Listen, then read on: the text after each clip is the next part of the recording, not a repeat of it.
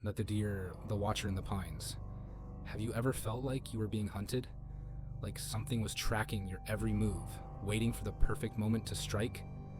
Because what I'm about to tell you will make you question everything you thought you knew about being alone in the wilderness.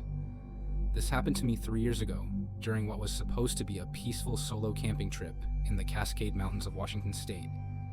I'd been planning this trip for months, a chance to disconnect from the digital world and reconnect with nature. I'd done solo camping before, but never this deep into the backcountry. The trailhead was a 2-hour drive from the nearest town, and the campsite I'd chosen was another 6 miles into the forest, along an unmarked trail that only experienced hikers knew about. I should have turned back when I realized I hadn't seen another soul for the entire hike in. The trail was overgrown in places, like it hadn't been maintained in years. Fallen logs blocked the path every few hundred yards, and the deeper I went, the more the forest seemed to close in around me. But I was stubborn. I'd driven 4 hours to get here, taken time off work, and I wasn't about to let a little solitude scare me off. The campsite was exactly what I'd hoped for. A small clearing beside a crystal-clear mountain stream, surrounded by towering Douglas firs that had probably been standing for centuries. The silence was absolute except for the gentle babbling of water over rocks. No traffic, no cell phone towers, no human noise whatsoever. It was perfect. I set up my tent on a flat patch of ground about 20 feet from the stream, arranged my gear, and started a small fire as the sun began to set. The temperature was dropping fast, and I could see my breath in the firelight. I cooked a simple dinner of instant noodles and canned beans, then sat back in my camp chair to enjoy the stars. Out here, with no light pollution for miles, the Milky Way stretched across the sky like a river of diamonds. That's when I first heard it. A single branch, snapping somewhere in the darkness beyond my fire's glow. I looked up from my book, listening intently, but heard nothing else. Wildlife, I told myself. Probably a deer or maybe a raccoon investigating my campsite. I went back to reading, but I couldn't shake the feeling that something was watching me from the tree line. 20 minutes later, another snap. This one closer, then another, from a different direction entirely. My heart started beating faster as I realized whatever was out there was moving around my campsite in a wide circle. I grabbed my flashlight and swept the beam across the trees, but saw nothing except shadows dancing between the trunks. "Hello," I called out, feeling foolish even as I did it. "Anyone there?" The forest swallowed my voice without even an echo.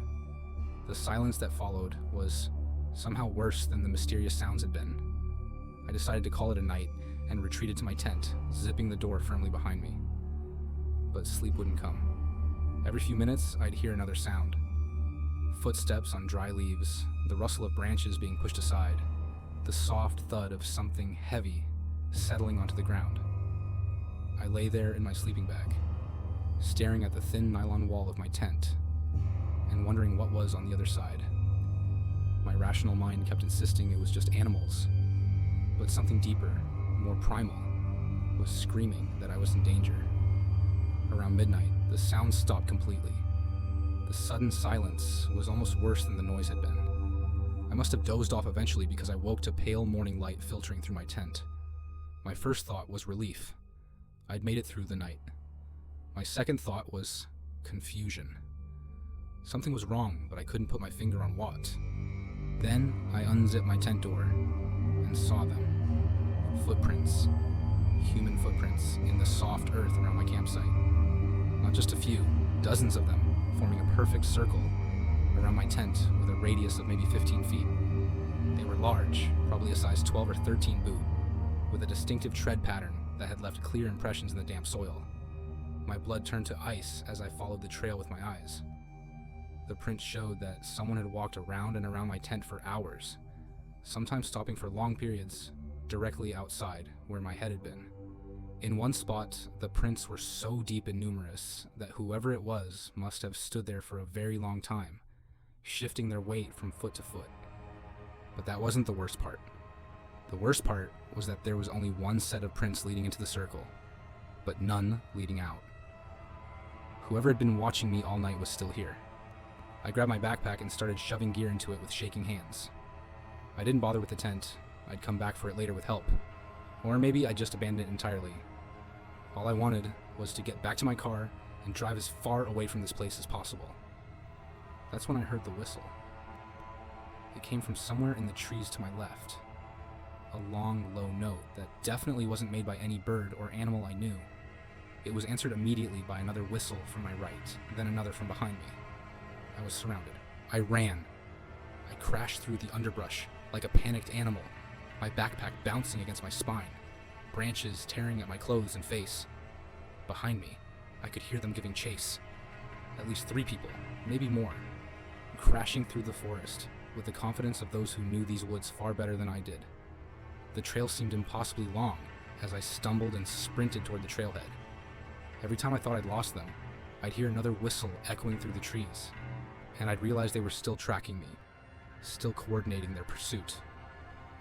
They were hurting me, I realized with growing terror, keeping me on the trail, preventing me from veering off into the deeper woods where I might have a chance to hide. My lungs burned, and my legs felt like rubber, but I didn't dare stop. The whistles were getting closer, and now I could hear voices too. Low, urgent conversations in a language I didn't recognize. Or maybe it wasn't a language at all. Maybe it was just the sounds that predators make when they're closing in on their prey. I don't know how long I ran. It felt like hours, but it was probably only 30 or 40 minutes before I finally saw my car through the trees. I'd never been so happy to see that beat-up Honda Civic in my life. I fumbled for my keys with hands that shook so badly, I could barely get them in the ignition.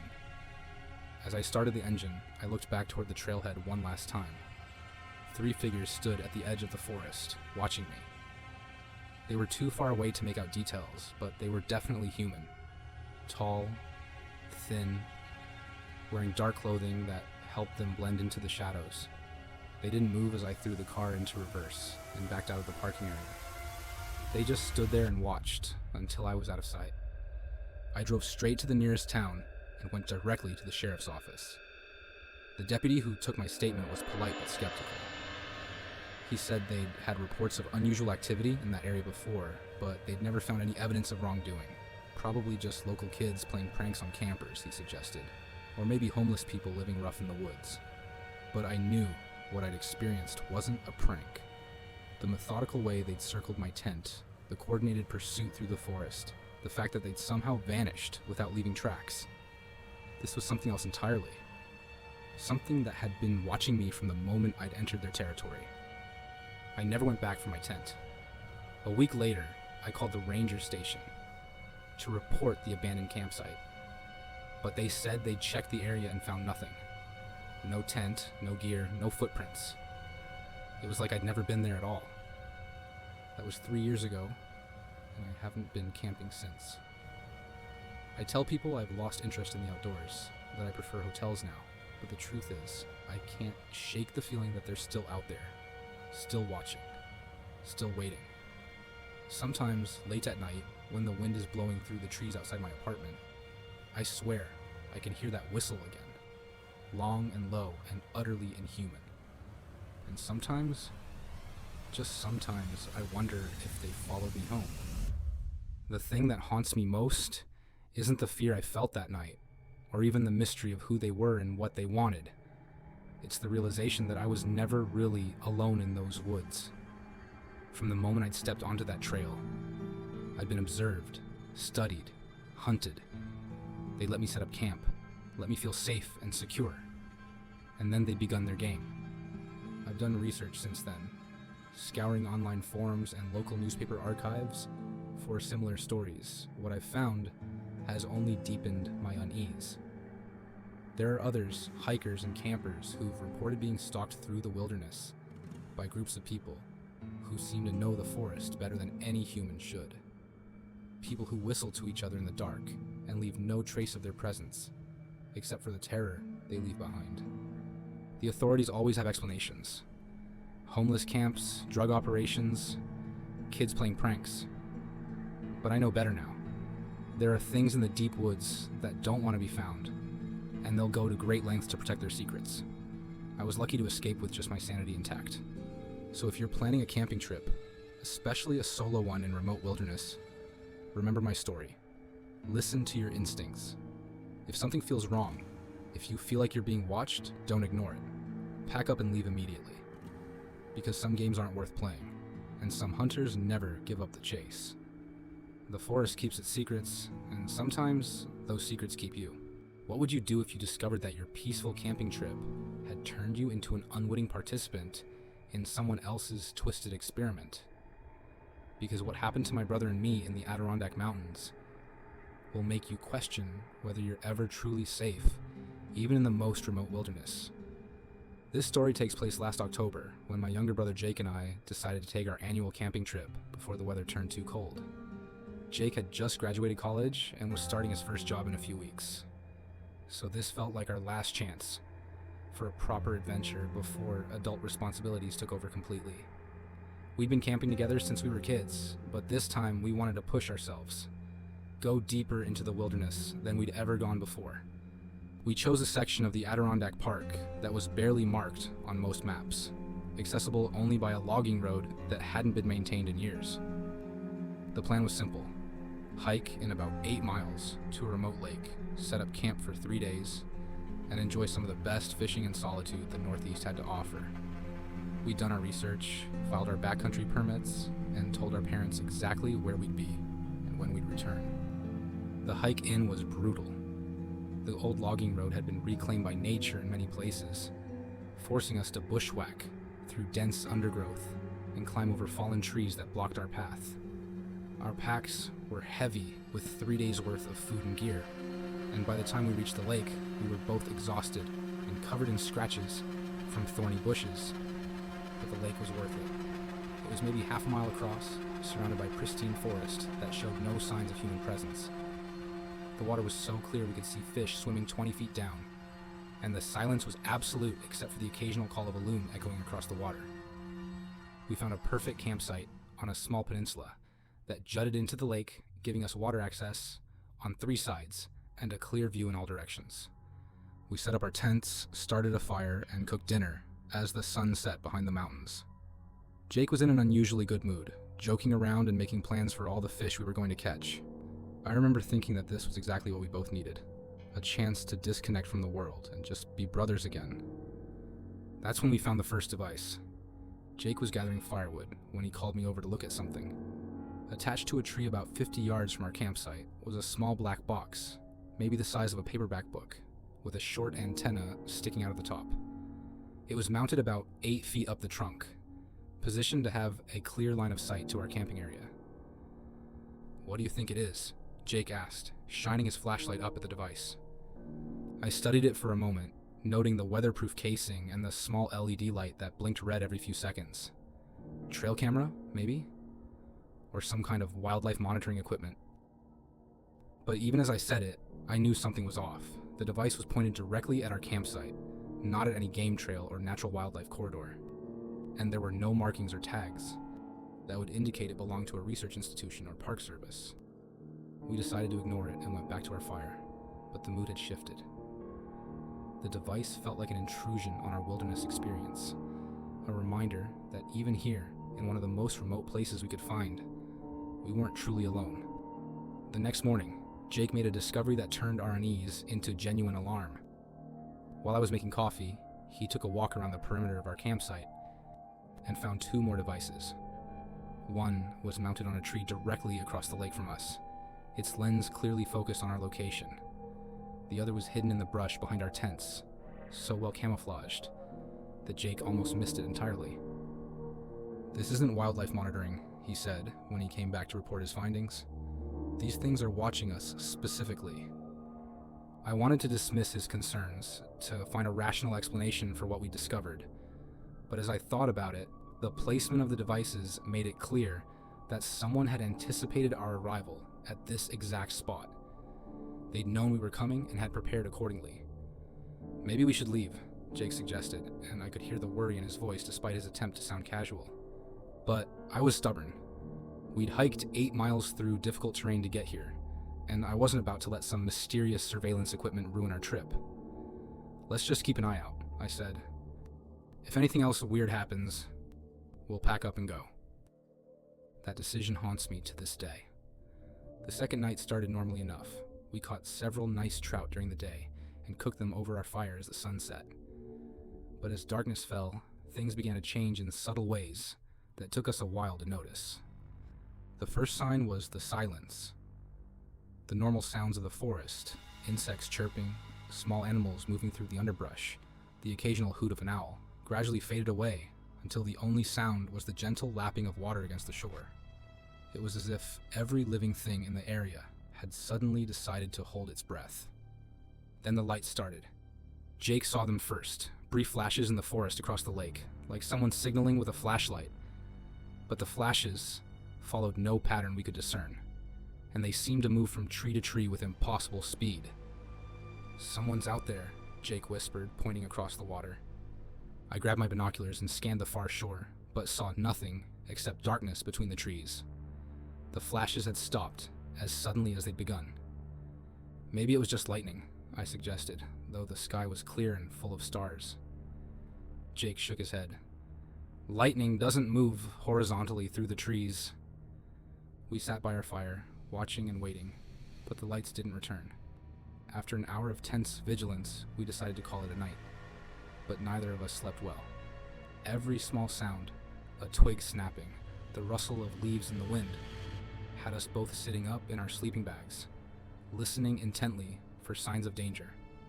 Around 3 a.m, I was jolted awake by a sound I'd never heard before. A low, electronic humming that seemed to come from all directions at once. It started quietly, barely audible above the sound of my own heartbeat, but gradually grew louder until it filled the air around our campsite. I unzipped my tent and looked outside. Jake was already standing by the cold remains of our fire, looking around wildly for the source of the sound.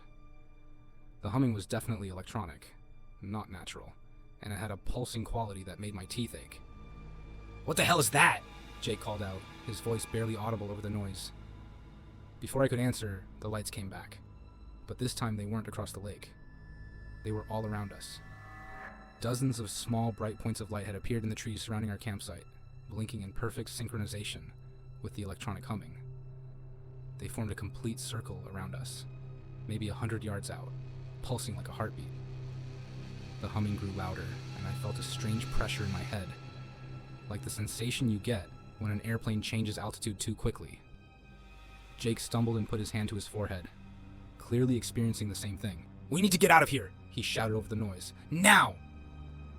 But as we started to pack our gear, the lights began to move. They maintained their circular formation, but started rotating around our campsite, slowly at first, then faster and faster, until they became a blur of motion. The humming reached a crescendo that made my vision blur and my stomach lurch. Then, as suddenly as it had begun, everything stopped. The lights vanished. The humming cut off mid-pulse. The normal sounds of the forest returned, as if someone had flipped a switch.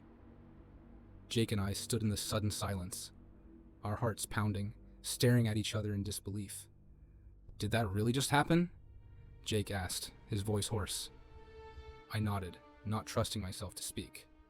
Whatever we just experienced was beyond anything I could explain or rationalize. We weren't dealing with wildlife researchers or even human stalkers. This was something else entirely. We packed our gear in record time, using our headlamps to navigate by. Neither of us spoke about what we'd witnessed. We were both too focused on getting away from that place as quickly as possible. The hike out in the dark was treacherous, but we didn't care. We stumbled over roots, pushed through thorny bushes, and climbed over fallen logs without complaint. All that mattered was putting distance between ourselves and whatever was happening at that lake. We reached our car just as the sun was rising, exhausted and shaken but alive. As we drove away, I kept checking the rearview mirror, half expecting to see lights following us down the mountain road. It wasn't until we were back in civilization, sitting in a diner and drinking coffee with hands that still shook slightly, that we started to process what had happened. Jake pulled out his phone and started researching, looking for any explanation for what we'd experienced. What he found made our blood run cold. There were others. Dozens of reports from hikers and campers across the country who'd encountered similar phenomena.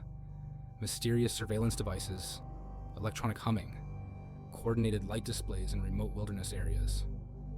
The reports went back years, scattered across different states and national forests, but they all shared common elements that matched our experience exactly. Most disturbing were the reports from people who tried to investigate further. Several hikers had returned to the sites where they'd encountered the phenomena, only to find that the devices had been moved or removed entirely. Others reported being followed for weeks after their experiences, finding similar black boxes near their homes or workplaces. One report from a former military electronics specialist suggested that the devices were part of some kind of experimental surveillance network, possibly testing new technologies for tracking and monitoring human subjects in remote environments. The electronic humming and light displays, he theorized, might be side effects of the equipment or deliberate psychological warfare tactics designed to drive people away from certain areas. But who was conducting these experiments and why? The reports offered no answers, only more questions and a growing sense that we'd stumbled into something much larger and more sinister than a simple camping trip gone wrong. Jake and I made a pact that day never to speak about our experience to anyone except each other. We told our parents that we'd had a great time, but cut the trip short due to bad weather. We never filed a report with the Park Service or local authorities. The other accounts we'd read suggested that official channels were either unaware of the phenomena or actively suppressing information about it. But the experience changed us both. Jake, who'd always been the more adventurous of the two of us, became cautious and paranoid. He started checking for surveillance devices around his apartment and refused to go camping in remote areas.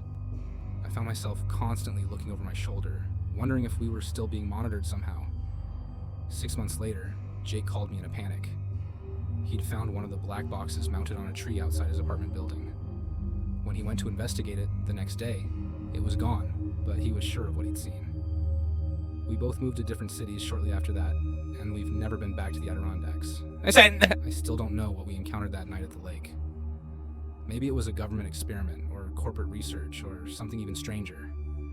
But I know that there are places in the wilderness where humans aren't welcome, where we're nothing more than test subjects in someone else's agenda. The worst part isn't the fear or the paranoia that followed. It's the knowledge that we were never really alone out there, that our every move was being watched and recorded by entities with purposes we couldn't begin to understand. We thought we were escaping civilization, but instead, we'd walked directly into the most sophisticated surveillance operation either of us had ever encountered. So if you're planning a trip to remote wilderness areas, pay attention to your surroundings. Look for devices that don't belong, listen for sounds that seem out of place, and trust your instincts when something feels wrong. Because somewhere out there, in the places we go to feel free and alone, someone is always watching, and they're learning. Have you ever received an invitation you never asked for? One that seemed too good to be true, but you couldn't resist accepting anyway? Because what happened to me and my girlfriend Sarah at what we thought was an exclusive wilderness retreat will make you question every generous offer you've ever received. It started with a phone call 3 months ago. I was at work when my cell rang, displaying a number I didn't recognize. Normally, I'd let it go to voicemail, but something made me answer. "Congratulations, Mr. Peterson," said a smooth, professional voice. "You've been selected for our exclusive wilderness experience program. This is a once-in-a-lifetime opportunity for you and a guest to enjoy 5 days of premium camping in one of the most pristine locations in the Pacific Northwest, completely free of charge." I almost hung up immediately. It sounded like every telemarketing scam I'd ever heard.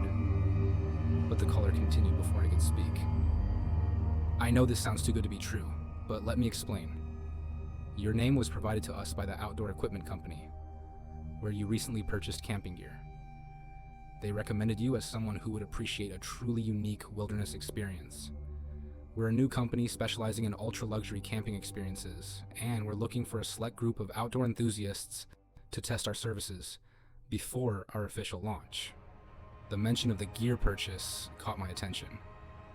Sarah and I had indeed bought new camping equipment just a few weeks earlier, preparing for a trip we'd been planning for months.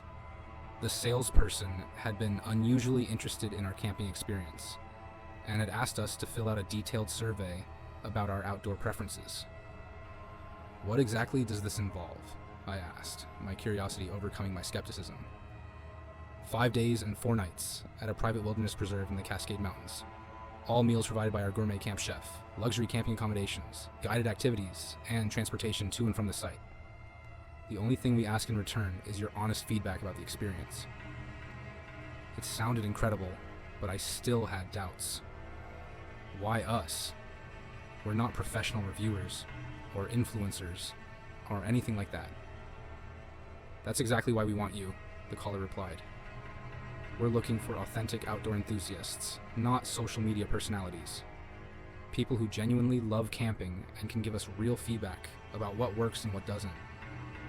The caller, who introduced himself as Marcus, gave me a website to check out and said I had 48 hours to decide. The website looked professional and featured stunning photos of mountain landscapes and luxury camping setups that looked like something from a high-end travel magazine. There were testimonials from previous participants, all glowing reviews of the experience. Sarah was skeptical when I told her about it that evening. It sounds like a scam, she said, scrolling through the website on her laptop.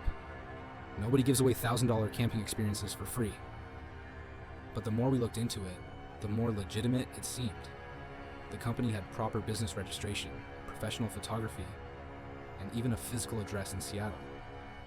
When I called this number back, Marcus answered immediately and patiently answered all of Sarah's questions about insurance, safety protocols, and emergency procedures. Look, he said finally, I understand your hesitation. Why don't I send you an information packet with all the details, including our insurance documentation and emergency contact procedures. If you're still not comfortable after reviewing everything, no hard feelings. The packet arrived 2 days later via overnight delivery. Everything looked official and professional. Detailed itineraries, safety protocols, even a liability waiver that looked like it had been prepared by actual lawyers. The photos of the campsite were breathtaking. Luxury tents with real beds, a fully equipped outdoor kitchen, and pristine wilderness, stretching as far as the eye could see. Sarah finally agreed, and we called Marcus to accept. He was thrilled and immediately began coordinating the details. We would be picked up the following Friday morning by a company van and driven to the site. All we needed to bring were personal items and appropriate clothing. Everything else would be provided. The pickup went exactly as promised. A clean, well-maintained van arrived at our apartment at exactly 8 a.m., driven by a friendly woman named Lisa, who said she was one of the company's wilderness guides. She was knowledgeable about the area and kept up a steady stream of interesting conversation during the 3-hour drive into the mountains. You're going to love this place, she said as we turned off the main highway onto a narrow forest road. It's one of the most beautiful spots in the entire state, and you'll have it completely to yourselves. The road wound deeper and deeper into the forest, eventually becoming little more than a dirt track. After what felt like an hour of bumping along through increasingly dense woods, we finally arrived at what Lisa called the base camp. It was everything the photos had promised and more. 3 large, military-style tents were arranged around a central fire pit, each one equipped with real cots, sleeping bags, and even battery-powered lanterns. A separate tent housed a fully stocked kitchen with a propane stove, coolers full of food, and every cooking utensil we could possibly need. There was even a portable shower setup and a composting toilet hidden discreetly behind a screen of trees. This is incredible, Sarah said, exploring the kitchen tent. This must have cost a fortune to set up. Lisa smiled. We spare no expense for our test participants. Marcus will be joining you tomorrow to check on how everything is going and to conduct some interviews about your experience so far. Until then, just relax and enjoy yourselves. She gave us a quick orientation, showing us how to operate the various equipment and pointing out the boundaries of the camping area. The forest extends for miles in every direction, she explained, but please stay within the marked perimeter. It's easy to get lost out here, and we want to make sure you stay safe. The marked perimeter was generous, maybe a square mile of forest surrounding the camp, with small orange flags tied to trees to mark the boundaries. There were several hiking trails leading off in different directions, each one clearly marked with difficulty levels and estimated hiking times. After Lisa left, promising to return in 5 days to pick us up, Sarah and I spent the rest of the day exploring our temporary home. The attention to detail was remarkable. There were books and games in the main tent, a selection of wine and beer in the kitchen, even a first aid kit that looked like it belonged in a hospital. I can't believe this is free, Sarah said as we sat by the fire that evening, drinking wine and watching the stars appear overhead. There has to be a catch. But if there was a catch, it wasn't immediately apparent. We spent the next day hiking the marked trails, which led to stunning viewpoints and a crystal clear mountain stream where we saw deer drinking in the early morning light. The food was restaurant quality, pre-prepared meals that just needed to be heated up, along with fresh ingredients for cooking our own creations. Marcus arrived on the second day, just as Lisa had promised. He was a tall, well-dressed man in his 40s, who looked more like a corporate executive than an outdoor guide. He spent about an hour interviewing us about our experience, asking detailed questions about everything from the comfort of the sleeping arrangements to the quality of the food. "This is exactly the kind of feedback we need," he said, taking notes on a tablet. "You're helping us refine the experience for future guests." But some of his questions seemed oddly specific. He wanted to know about our sleep patterns, whether we'd experienced any unusual dreams, and how we felt about being isolated from outside communication. When I asked why those details mattered for a camping experience review, he smiled and said they were studying the psychological benefits of disconnecting from technology. "We're particularly interested in how extended isolation affects stress levels and sleep quality," he explained. "It's all part of developing a more holistic wilderness experience." After Marcus left, promising to return on our final day, things began to feel different. Maybe it was his questions about isolation and sleep patterns, or maybe it was the way he'd seemed more interested in studying us than in our feedback about the camping amenities. But Sarah and I both noticed that the experience felt less like a vacation and more like we were being observed. That night, Sarah woke me up around 2 a.m., shaking my shoulder urgently. "Do you hear that?" she whispered. I listened carefully, but heard only the normal sounds of the forest. The wind in the trees, the distant call of an owl, the rustle of small animals in the underbrush. "I don't hear anything unusual," I said. "That's just it," she replied. "Listen to how quiet it is. Where are all the normal forest sounds?" She was right. The forest had gone completely silent, as if every living thing had suddenly stopped moving. Even the wind had died down to nothing. The silence was so complete it felt oppressive, like a weight pressing down on the campsite. Then we heard the footsteps. They were soft, barely audible, but definitely human. Someone was walking slowly around the perimeter of our camp, just beyond the range of our fire's light. The footsteps would pause for long moments, then continue, always maintaining the same distance from our tents. "Should we call out?" Sarah whispered. I shook my head. Something about the deliberate, methodical nature of the movement made me reluctant to announce our awareness. Whoever was out there was being careful not to be seen, and I had a feeling that confronting them directly might not be wise. The footsteps continued for what felt like hours, circling our camp again and again. Sometimes they would stop for so long that we thought the person had left, only to resume from a different direction. It was clear that we were being watched, studied, observed like specimens in a laboratory. When morning came, the footsteps finally stopped, and the normal sounds of the forest gradually returned. Sarah and I emerged from our tent to find the campsite exactly as we'd left it, with no sign that anyone had been there during the night. But as we prepared breakfast, Sarah made a discovery that chilled us both. Hidden in the trees just outside the marked perimeter, she found a small observation blind, a camouflage shelter with a clear view of our entire campsite. Inside were a folding chair, a notebook filled with handwritten observations, and a pair of high-powered binoculars. The notebook contained detailed entries about our activities, written in a neat, clinical hand. Every meal we'd eaten, every conversation we'd had, every time we'd left the camp to use the bathroom. It was all recorded with scientific precision. The entries went back to our first day, meaning someone had been watching us from the moment Lisa had left. "We need to get out of here," Sarah said, her voice shaking as she read through the notebook. "This isn't a camping experience. It's some kind of experiment." But when we tried to leave, we discovered that our situation was more complicated than we'd realized. The dirt road we'd taken to reach the camp was blocked by a fallen tree that definitely hadn't been there when we'd arrived. The tree was massive, far too large for the two of us to move, and it had fallen in such a way that it completely blocked the narrow road. We tried hiking out on foot, following the road back toward the main highway, but after 2 hours of walking, we found ourselves back at the campsite. The road seemed to loop back on itself in a way that made no geographical sense. Every time we thought we were making progress towards civilization, we'd round a bend and see our tents through the trees. "This is impossible," Sarah said, sitting down heavily on a fallen log. Roads don't just loop like that.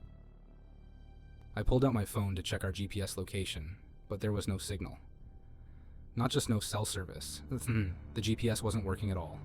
It was as if we'd been transported to a place that didn't exist on any map. That's when we noticed the cameras. They were small and well hidden, but once we started looking for them, we found them everywhere. Mounted in trees, hidden behind rocks, even built into what we thought were natural features of the landscape. Every angle of the campsite was covered, and the cameras extended well beyond the marked perimeter we'd been told to stay within. The realization hit us like a physical blow. We weren't guests at a luxury camping experience. We were subjects in some kind of elaborate psychological experiment. The isolation, the observation, the questions about our sleep patterns and stress levels. It all made horrible sense now. As if summoned by our discovery, Marcus appeared at the edge of the campsite. But this time he wasn't alone. 3 other people accompanied him, all wearing the same neutral expressions and carrying clipboards like researchers conducting a field study. "I see you found some of our monitoring equipment," Marcus said calmly, as if we discovered nothing more significant than a trail marker. "I was hoping we could complete the full 5-day observation period, but I suppose this will have to do." "What is this?" Sarah demanded, backing away from the group. "What do you want from us?" Marcus smiled, but there was no warmth in it. "We're studying human behavior under controlled isolation conditions. How people react to being cut off from their normal support systems, how they handle stress and uncertainty, how their relationship dynamics change under pressure. You've been providing us with invaluable data." "You can't just kidnap people for experiments," I said, trying to keep my voice steady, despite the fear coursing through me. "Kidnap is such an ugly word," Marcus replied. "You came here voluntarily, signed all the appropriate waivers, and agreed to participate in our program. Admittedly, we weren't entirely forthcoming about the nature of the experience, but everything we've done has been technically legal." One of his companions stepped forward, holding what looked like a small electronic device. "The subjects have discovered the observation protocols ahead of schedule," she said in a clinical tone. "Should we proceed with early termination?" "I think that would be best," Marcus agreed. "We have enough data for a preliminary analysis." The woman pointed the device at us, and I felt a strange tingling sensation, like a mild electric shock. Sarah collapsed beside me, and I felt my own legs giving out as consciousness faded.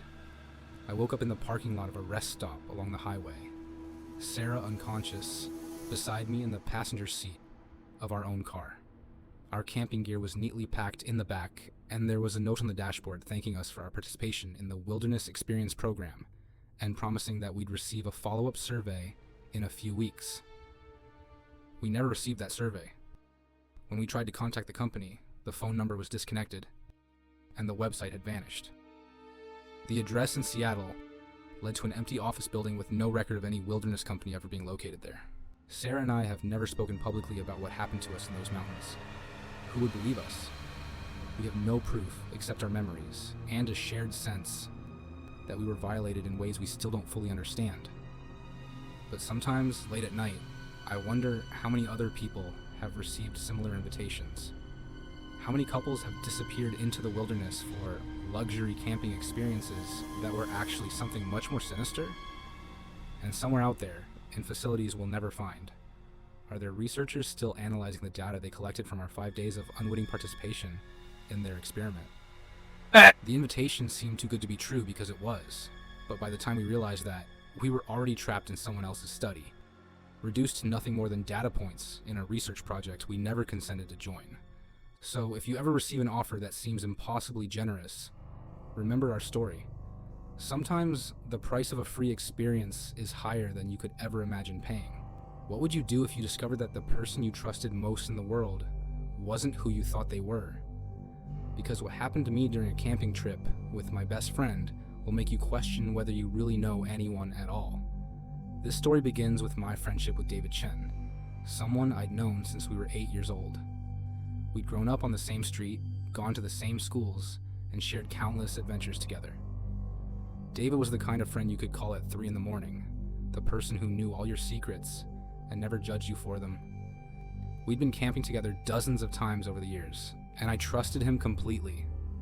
So when David suggested we take a week-long camping trip to celebrate both of us finally landing decent jobs after college, I didn't hesitate to say yes.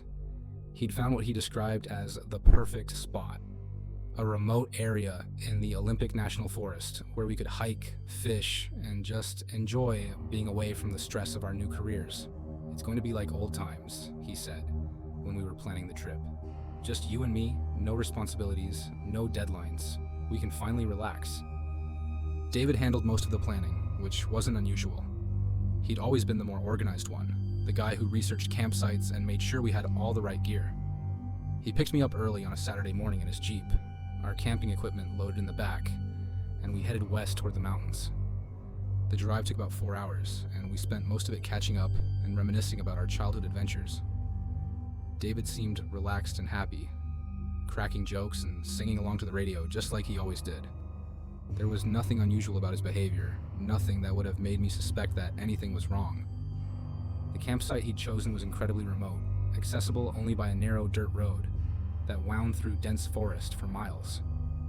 We didn't see another car or person during the entire drive in, and when we finally reached the spot David had selected, it felt like we were the only people left in the world. "This is perfect," I said as we unloaded our gear. The site was in a small clearing beside a fast-moving creek, surrounded by towering evergreens that blocked out most of the sky. It was exactly the kind of isolated, peaceful spot we'd always preferred for our camping trips.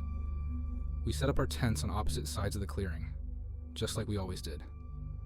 David was efficient and methodical as he assembled his gear, the same way he'd been setting up camp since we were kids. Everything seemed completely normal. The first day passed without incident. We hiked along the creek, tried our luck at fishing, and spent the evenings sitting around our campfire, talking about our new jobs and our plans for the future. David seemed like the same person he'd always been. Funny, thoughtful, and easy to talk to. But that night, something changed. I woke up around 2 in the morning to the sound of David moving around outside his tent. This wasn't unusual. He'd always been a light sleeper, and often got up during the night to use the bathroom or tend to the fire. But something about the sounds he was making seemed off.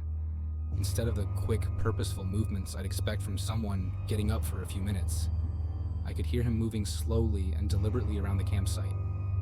His footsteps were different too, heavier and more measured than his normal gait.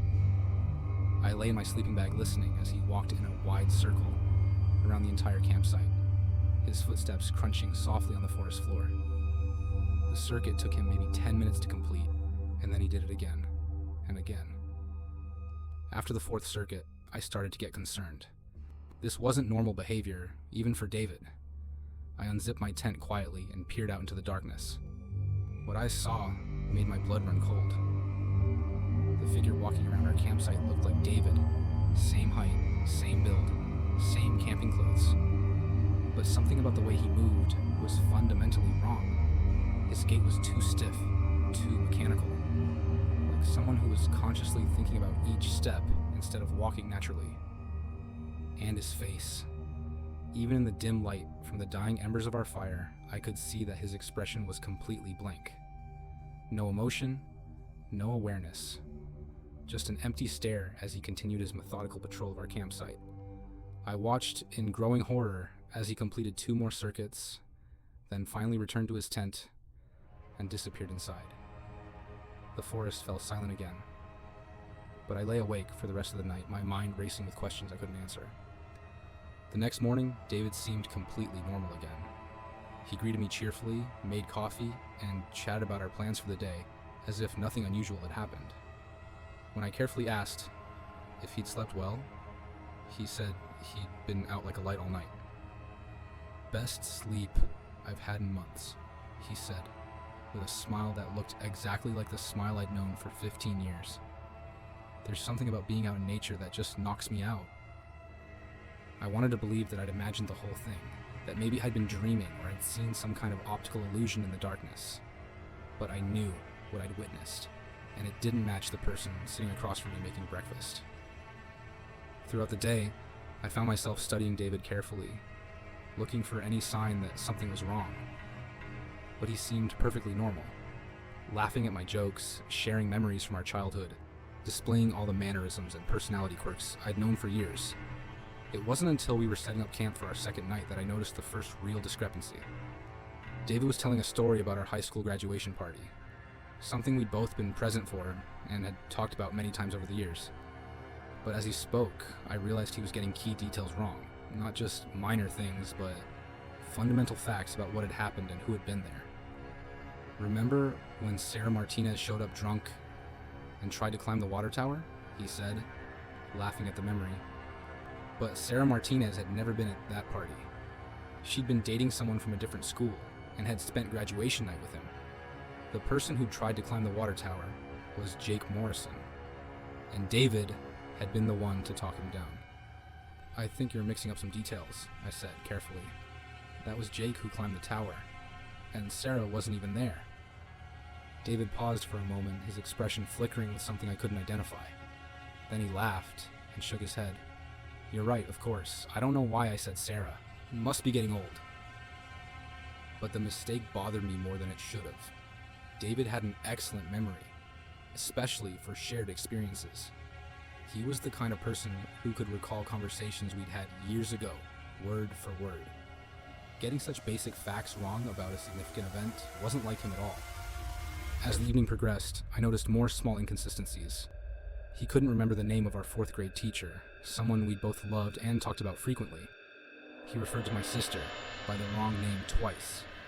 He told a joke I'd never heard before, but claimed it was one of our old favorites.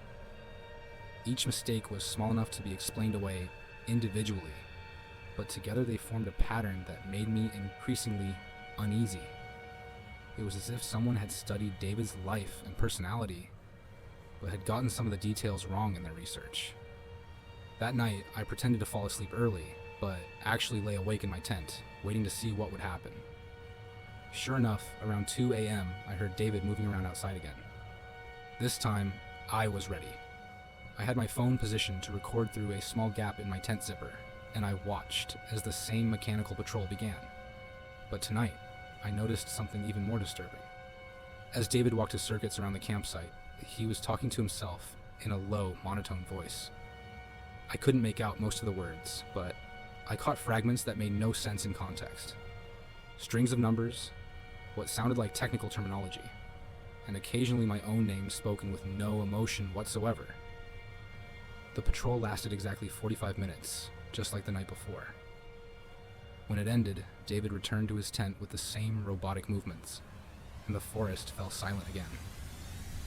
I lay there for hours afterward, trying to process what I'd witnessed.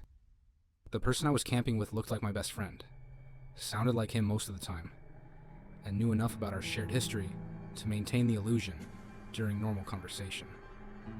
But something fundamental was wrong. Something that went beyond simple personality changes or stress-related behavior. The next morning brought another shock. When I woke up and emerged from my tent, I found David sitting by the fire, staring into the flames with that same blank expression I'd seen during his nighttime patrols. He didn't acknowledge my presence, didn't respond when I said good morning, just continued staring with empty eyes. David, I said, louder this time. You okay? He blinked once, slowly, then turned to look at me. For just a moment, his face was completely expressionless, like a computer booting up. Then, his normal personality seemed to snap back into place, and he smiled. Sorry, just lost in thought, he said. I was thinking about work stuff. You know how it is. But I knew David well enough to recognize when he was lying, and this felt like the biggest lie he'd ever told me. The person sitting across from me might have his face and his voice, but something essential was missing. The spark of genuine human consciousness that had made David who he was. I spent the rest of the day in a state of barely controlled panic, trying to figure out what to do. We were miles from the nearest road, with no cell phone service and no way to contact the outside world. Even if I could somehow get help, what would I tell them? That my best friend was acting strange? That I suspected he wasn't really himself? But as the day wore on, my suspicions hardened into certainty. The David I was camping with knew facts about our friendship, but didn't understand the emotional context behind them. He could recite shared memories, but couldn't capture the feelings that had made those moments meaningful. It was like talking to an incredibly sophisticated recording that had been programmed with biographical data but lacked any real understanding of what that data meant. That evening, I made a decision that probably saved my life. Instead of staying in my tent and waiting for another nighttime patrol, I decided to follow David and see where he went during his mysterious circuits. Around midnight, I quietly slipped out of my tent and hid behind a large tree at the edge of our campsite. When David emerged and began his patrol, I followed at a distance, staying in the shadows and moving as quietly as possible. For the first few circuits, he followed the same path around our campsite that I'd observed before. But on the fourth circuit, something changed. Instead of completing the loop, he veered off into the forest, walking with purpose towards something I couldn't see. I followed him through the trees for maybe a quarter mile until we reached a small clearing I hadn't known existed. What I saw there made me understand that my worst fears had been justified.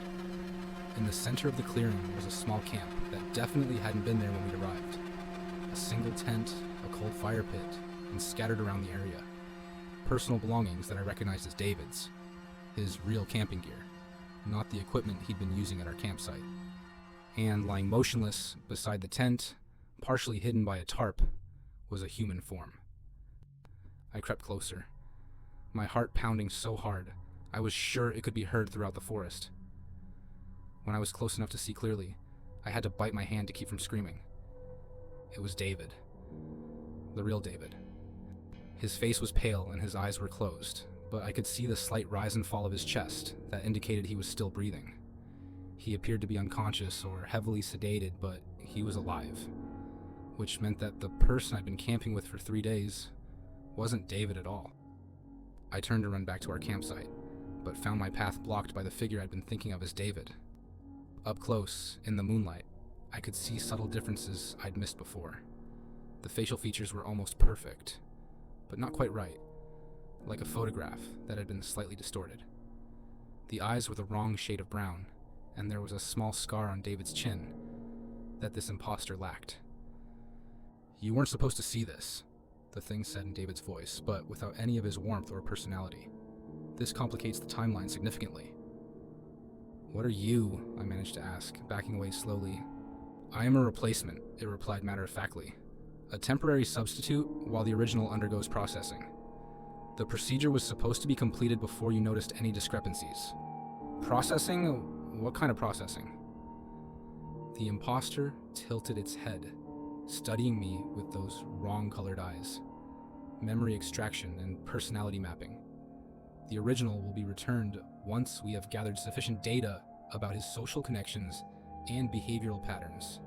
I realized with growing horror that I was looking at something that had been designed to infiltrate David's life, to study his relationships and gather intelligence about the people he knew. And I had been part of that study, providing information about our friendship without even knowing it. "Why?" I asked, still backing away toward the trees. "That information is not relevant to your situation," the imposter replied. "What is relevant is that you have discovered our operation prematurely. This requires immediate containment." It reached into its jacket and pulled out a small device that looked like a cross between a cell phone and a medical instrument. As it pointed the device toward me, I turned and ran. I crashed through the forest in blind panic, branches tearing at my clothes and face as I tried to put distance between myself and whatever that thing was. Behind me, I could hear it following with the same mechanical precision it had displayed during its nighttime patrols. I don't know how long I ran, or how I managed to find my way back to our campsite in the darkness. All I know is that when I finally stumbled into the clearing, I grabbed my backpack and car keys and ran for David's Jeep. The vehicle started immediately, and I drove down that narrow dirt road faster than was safe, my hands shaking on the steering wheel. I didn't stop until I reached the main highway, and even then, I kept driving until I found a town with a police station. The story I told the police was necessarily incomplete. I said that David had disappeared during the night, and that I'd found evidence of foul play at a secondary campsite.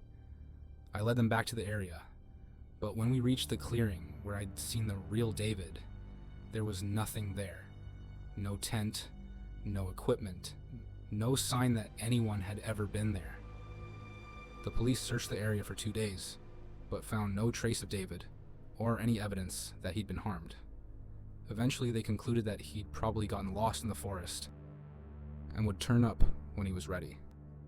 But I knew better. 3 days after I'd escaped from the forest, David called me. "Hey man, sorry I had to bail on the camping trip," he said, sounding exactly like himself. "I got food poisoning the first night and had to drive myself to the hospital. I've been laid up ever since, but I'm feeling better now." He had a complete story about his illness, complete with details about which hospital he'd gone to and what treatment he'd received. When I pressed him for specifics, he provided them without hesitation, but I knew it was all fabricated because I'd seen him unconscious in that clearing. The David who came back from that camping trip was perfect in every way that mattered. He had all the right memories, all the correct personality traits, all the mannerisms and quirks that had made him my best friend. But something essential was missing, a spark of genuine humanity that I couldn't quite define, but could definitely feel the absence of. We continued our friendship for several months after that, but it was never the same. Every conversation felt like a performance, every shared memory like a script being recited. The person who looked like David and sounded like David was technically perfect, but he wasn't really my friend anymore. Eventually, I moved to a different city and lost touch with him. I told people it was for work opportunities, but the truth was that I couldn't stand being around whatever had taken David's place. I still don't know what happened to the real David, or who was behind the replacement operation I'd stumbled into. But I've learned to be more observant of the people around me, more attuned to the subtle signs that might indicate someone isn't who they appear to be. Because somewhere out there are entities with the technology and motivation to replace people with perfect duplicates. They study us, map our personalities, and create substitutes so convincing that even our closest friends and family members might never notice the difference. The replacement was almost perfect, but almost isn't good enough when you're dealing with someone you've known your entire life. The small inconsistencies, the missing emotional connections, the mechanical behavior during unguarded moments. These were the only clues that something was fundamentally wrong. So, pay attention to the people you care about. Notice the little details that make them unique, because if they ever start getting those details wrong, if they ever seem just slightly off in ways you can't quite explain, you might be dealing with something that only looks human. And by the time you figure it out, the real person you knew might already be gone. Have you ever wondered what happens to people who disappear in the wilderness without a trace? Because what I discovered during a solo camping trip in the Appalachian Mountains will make you realize that some missing persons cases are never meant to be solved. I've always been a solo camper. There's something about being alone in the wilderness that helps me think clearly, away from the noise and distractions of modern life. I'm a freelance photographer, and some of my best work has come from these solitary expeditions into remote areas where I can capture landscapes that few people ever see. Last September, I was researching locations for a photo series about abandoned places when I came across references to something called the Holloway Settlement. According to the historical records I found, it had been a small mining community in the mountains of West Virginia that was abandoned in the 1940s after the mine played out. What made it interesting was that it was supposedly left completely intact. Houses, buildings, even personal belongings, as if the residents had simply walked away one day and never returned. The location was marked on old geological survey maps, but it didn't appear on any modern GPS systems or hiking websites. After some research, I found a Forest Service road that would get me within a few miles of the site, and from there I'd have to hike cross-country using compass bearings to find it. The drive to the trailhead took most of the day, winding through increasingly remote mountain roads until I reached a gravel parking area that looked like it hadn't been used in years. There were no other cars, no signs of recent human activity, just an overgrown trail disappearing into dense forest. I loaded my camera equipment and camping gear into my backpack and started hiking. The trail was barely visible, more of a deer path than anything humans had maintained, but my GPS coordinates indicated I was heading in the right direction. After about 3 hours of difficult hiking through thick underbrush and steep terrain, I finally saw structures through the trees. The Holloway Settlement was exactly as the historical accounts had described it. A collection of maybe 20 buildings arranged along what had once been a main street, now overgrown with vegetation but still clearly recognizable. Houses with sagging porches, a general store with faded signs still visible in the windows, even an old church, with its steeple still intact. But what struck me most was how preserved everything was. These weren't ruins. They were buildings that looked like they'd been abandoned recently, not 70 years ago. The wood siding was weathered but solid. Windows were intact, and I could even see furniture and personal items through some of the windows. I set up my camp in what had been the town square, a small open area surrounded by the main buildings. As a photographer, I was excited about the possibilities. This was exactly the kind of untouched historical site that could make for compelling images. I spent the rest of the afternoon exploring and taking preliminary shots, getting a feel for the layout and the best angles for photography. The level of preservation was remarkable. In one house, I found a kitchen table still set for dinner, with plates and utensils arranged as if the family had just stepped out for a moment.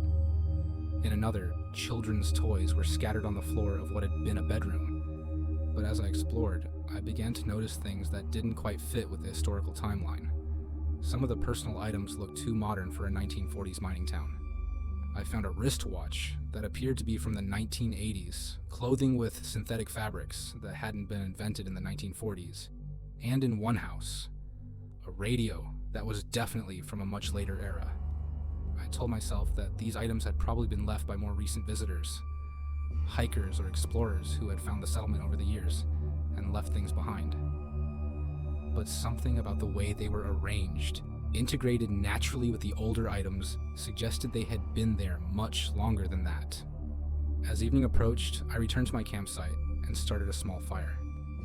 The settlement felt different in the fading light, less like a historical curiosity, and more like a place where something significant had happened.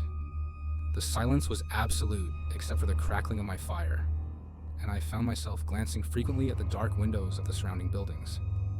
I was cooking dinner when I heard the first sound that didn't belong, a soft, scraping noise, like something being dragged across wooden floors. It came from the direction of the general store, lasted for maybe 10 seconds, then stopped. I grabbed my flashlight and walked over to investigate, but the building was empty and showed no signs of disturbance. The sound didn't repeat, so I returned to my fire and tried to dismiss it as the settling of old wood, or maybe a small animal that had gotten inside. But over the next hour, I heard similar sounds from different buildings. Footsteps on creaky floorboards, the squeak of a door opening and closing, the soft thud of something being set down. Each time I investigated, I found nothing out of place. By the time I went to bed, I was thoroughly unsettled. The sounds had been too regular, too purposeful to be explained by natural causes. It was as if the abandoned buildings were slowly coming back to life around me. I didn't sleep well that first night. Every small sound had me sitting up in my sleeping bag, listening intently for signs of activity in the settlement. Around 3 a.m, I heard what sounded like multiple people walking around outside my tent, but when I looked out, I saw nothing but empty buildings in the moonlight. The next morning, I decided to do a more thorough exploration of the settlement, documenting everything I found with my camera. Maybe if I could understand more about what had happened here, I could make sense of the strange atmosphere that seemed to permeate the place.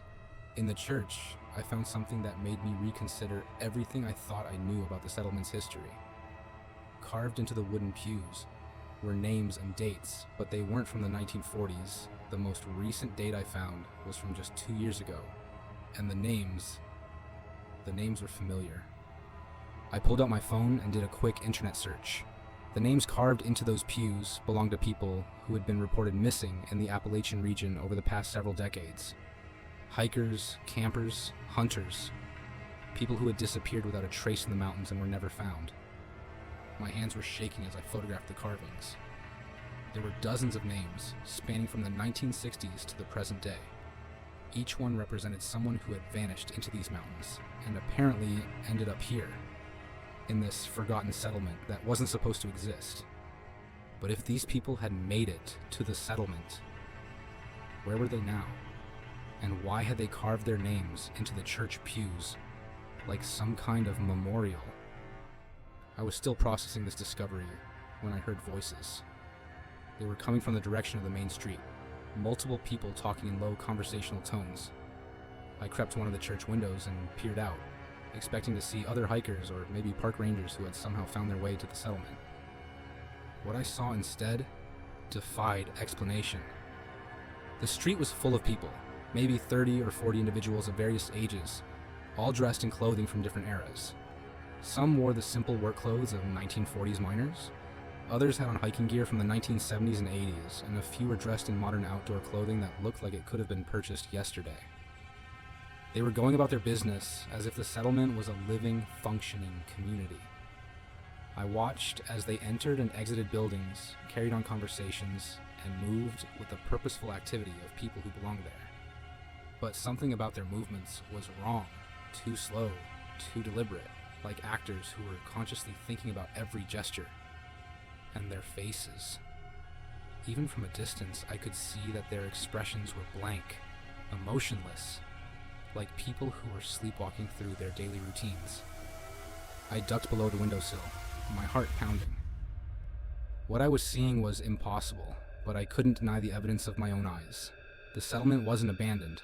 It was inhabited by people who, according to the names in the church, should have been missing or dead. I stayed hidden in the church for what felt like hours, occasionally peering out to observe the strange community that had materialized around me. The people continued their activities throughout the day, but I never saw them eat, never saw them rest, never saw them display any normal human behaviors beyond the basic motions of daily life. As evening approached, something even stranger happened. One by one, the people began to fade away, becoming translucent, and then disappearing entirely until the settlement was empty again. Within the span of maybe 20 minutes, the bustling community had vanished completely, leaving only the abandoned buildings and the silence I'd experienced the night before. I waited until full darkness before leaving the church and returning to my campsite. My mind was reeling with questions I couldn't answer. Were these people ghosts? Some kind of temporal anomaly? Or was I experiencing some form of hallucination brought on by isolation and the eerie atmosphere of the place? But the names carved in the church pews were real, and they matched actual missing persons cases. Whatever was happening here, it was connected to the disappearances that had been occurring in these mountains for decades. That night, I made a decision that probably saved my life. Instead of staying in my tent, I packed my essential gear and hiked about a mile away from the settlement, setting up a hidden camp in dense forest where I could observe from a distance. From my new vantage point, I watched as the settlement came alive again after midnight. The same translucent figures appeared, going through the same motions as before. But this time, I noticed something I'd missed during the day. They were searching for something. Groups of the figures spread out from the settlement in all directions, moving through the forest with the systematic precision of a search party. They were looking for me. I stayed hidden in my concealed camp, barely breathing as the search parties passed within yards of my position. They moved silently through the forest, their translucent forms barely visible in the darkness, but their intent was unmistakable. They knew I was out there, and they were determined to find me. The search continued until dawn, when the figures gradually faded away and returned to the settlement. As soon as I was sure they were gone, I packed my gear and started hiking back toward my car, as fast as the terrain would allow. The hike out was a nightmare of paranoia and exhaustion. Every sound in the forest made me think the search parties had returned. Every shadow looked like one of the translucent figures from the settlement. I didn't stop moving until I reached my car, and even then, I didn't feel safe until I was miles away from the mountains. When I got home, I spent weeks researching everything I could find about the Holloway settlement and the missing persons cases connected to it. What I discovered was a pattern that stretched back over a century. People disappearing in that specific area of the mountains, always solo hikers or campers, always without leaving any trace. The historical records about the mining settlement were fabricated, I realized. There had never been a town called Holloway in those mountains. The buildings I'd found were something else entirely, a collection point maybe, or a processing facility for something I didn't want to understand. I never published the photographs I took at the settlement. How could I? Who would believe that an abandoned town was inhabited by the translucent forms of people who had been missing for decades? Instead, I quietly submitted the GPS coordinates to several missing persons organizations, hoping that someone with more resources and authority might investigate. But when I checked satellite imagery of the area a few months later, the settlement was gone. The clearing where I'd camped was empty forest, with no sign that buildings had ever existed there. It was as if the entire place had been erased from reality. I still don't know what I encountered in those mountains. Maybe it was some kind of interdimensional trap, collecting people who wandered too far into the wilderness. Maybe it was a government facility conducting experiments on missing persons. Or maybe it was something even stranger, something that exists in the spaces between our normal understanding of reality. What I do know is that there are places in the wilderness where people disappear, and sometimes those disappearances aren't random accidents. Sometimes they're part of a larger pattern, a collection system that's been operating for longer than we can imagine. The people I saw in that settlement weren't ghosts. They were too solid, too purposeful for that. But they weren't fully alive either. They were something in between, trapped in a state of existence that allowed them to continue their routines, but stripped away everything that made them human. And somewhere in those mountains, the collection continues. Solo hikers and campers venture into the wilderness and never return, their names eventually joining the others carved into church pews, in a settlement that may or may not exist, depending on who's looking for it. I've never gone solo camping since that trip. The wilderness that once felt like a refuge now feels like a hunting ground, and I can't shake the feeling that somewhere out there, the collectors are still waiting for their next acquisition. So if you're planning a solo trip into remote wilderness areas, remember my story. Pay attention to places that feel too preserved, too perfect, too much like they're waiting for something. Because some destinations aren't meant for the living, and some collections are never complete. The mountains keep their secrets, but sometimes those secrets keep you too. Have you ever heard your own voice calling to you from the darkness? Because what happened to me and my cousin during a camping trip in the Ozark Mountains will make you question whether you can trust your own senses when you're alone in the wilderness. My cousin Marcus and I had been planning this camping trip for months. We'd both been going through rough patches in our lives. I'd just gone through a messy divorce, and Marcus had lost his job at the tech company where he'd worked for 8 years. We needed to get away from everything, to find some perspective in the quiet of the wilderness. Marcus had found the location online, a remote area in the Arkansas Ozarks that promised excellent hiking and complete solitude. The campsite was accessible only by a challenging 5-mile hike through rugged terrain, which meant we'd be unlikely to encounter other people. After the stress we'd both been under, that isolation sounded perfect. We drove down from Kansas City on a Friday afternoon, our packs loaded with enough supplies for 4 days in the backcountry. The trailhead was at the end of a gravel road that wound through dense forest, and by the time we started hiking, the sun was already beginning to set behind the mountains. The trail was more difficult than we'd expected. What had been described as a moderate hike turned out to be a steep, rocky path that switchbacked up the side of a mountain through thick forest. Our packs were heavy, and we were both out of shape from too many months of sedentary stress. By the time we reached the campsite, it was fully dark, and we were both exhausted. But the sight was worth the effort. We'd climbed to a plateau that offered stunning views of the surrounding mountains, with a small spring providing fresh water and enough flat ground for our tents. The silence was absolute. No traffic, no human noise. Just the gentle sound of wind through the trees. We set up our tents by headlamp, too tired to do much more than eat a quick dinner and crawl into our sleeping bags. I fell asleep almost immediately, lulled by the exhaustion of the hike and the peaceful sounds of the forest. I woke up sometime in the middle of the night to the sound of my own voice calling my name. "Tom," the voice said, clear and distinct in the darkness outside my tent. "Tom, wake up." I sat up in my sleeping bag, instantly alert. The voice had sounded exactly like me. Same tone, same inflection, even the same slight rasp I got when I was tired. But I was inside my tent, and Marcus was asleep in his own tent 20 feet away. "Marcus," I called out softly. "That you?" There was no response from his tent, but a moment later I heard the voice again, coming from a different direction. "Tom, come outside. I need to show you something."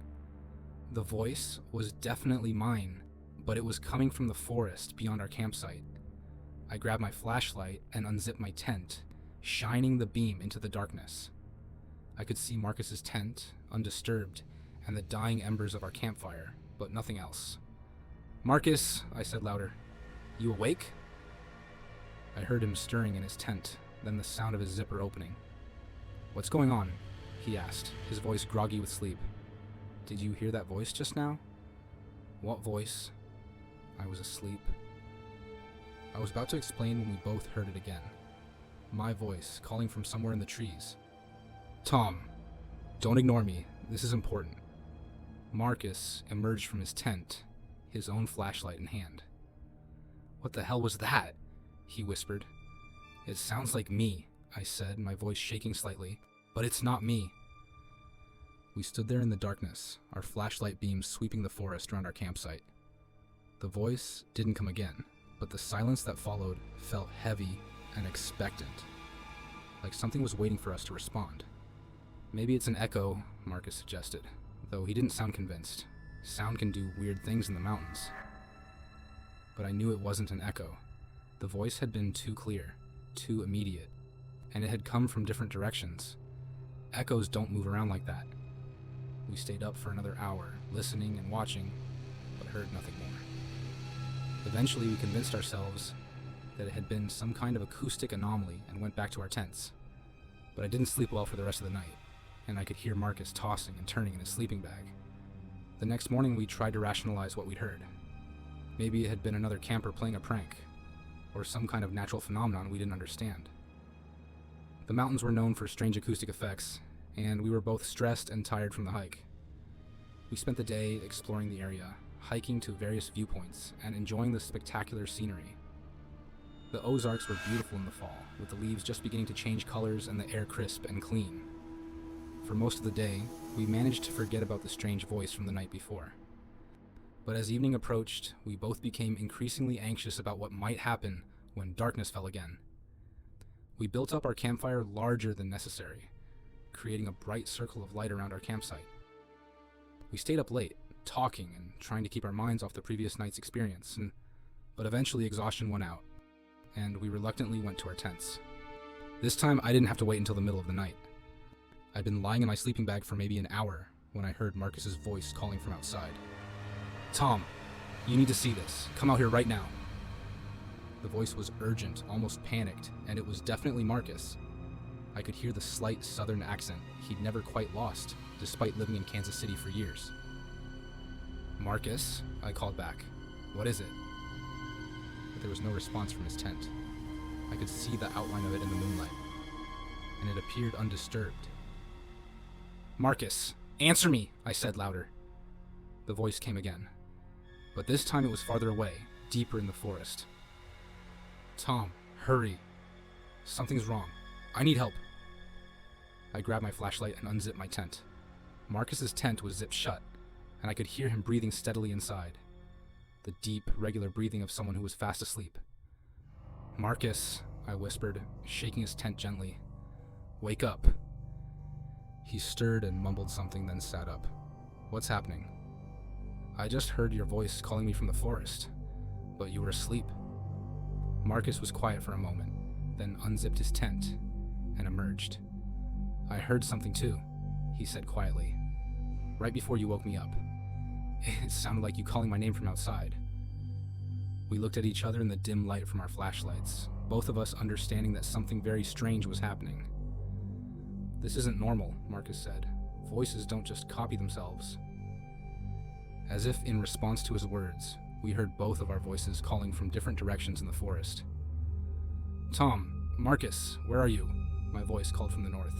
"We're lost," Marcus's voice answered from the south. "Help us find the way back." The conversation continued, our own voices talking to each other in the darkness beyond our campsite. But we were both standing right there, listening to ourselves have a conversation we weren't actually having. "We need to get out of here," Marcus said, his voice barely above a whisper. I nodded, but as we started to pack our gear, the voices in the forest changed tactics. "Don't leave," my voice called out, closer now. "We're almost back to camp." "Just wait a few more minutes," Marcus's voice added.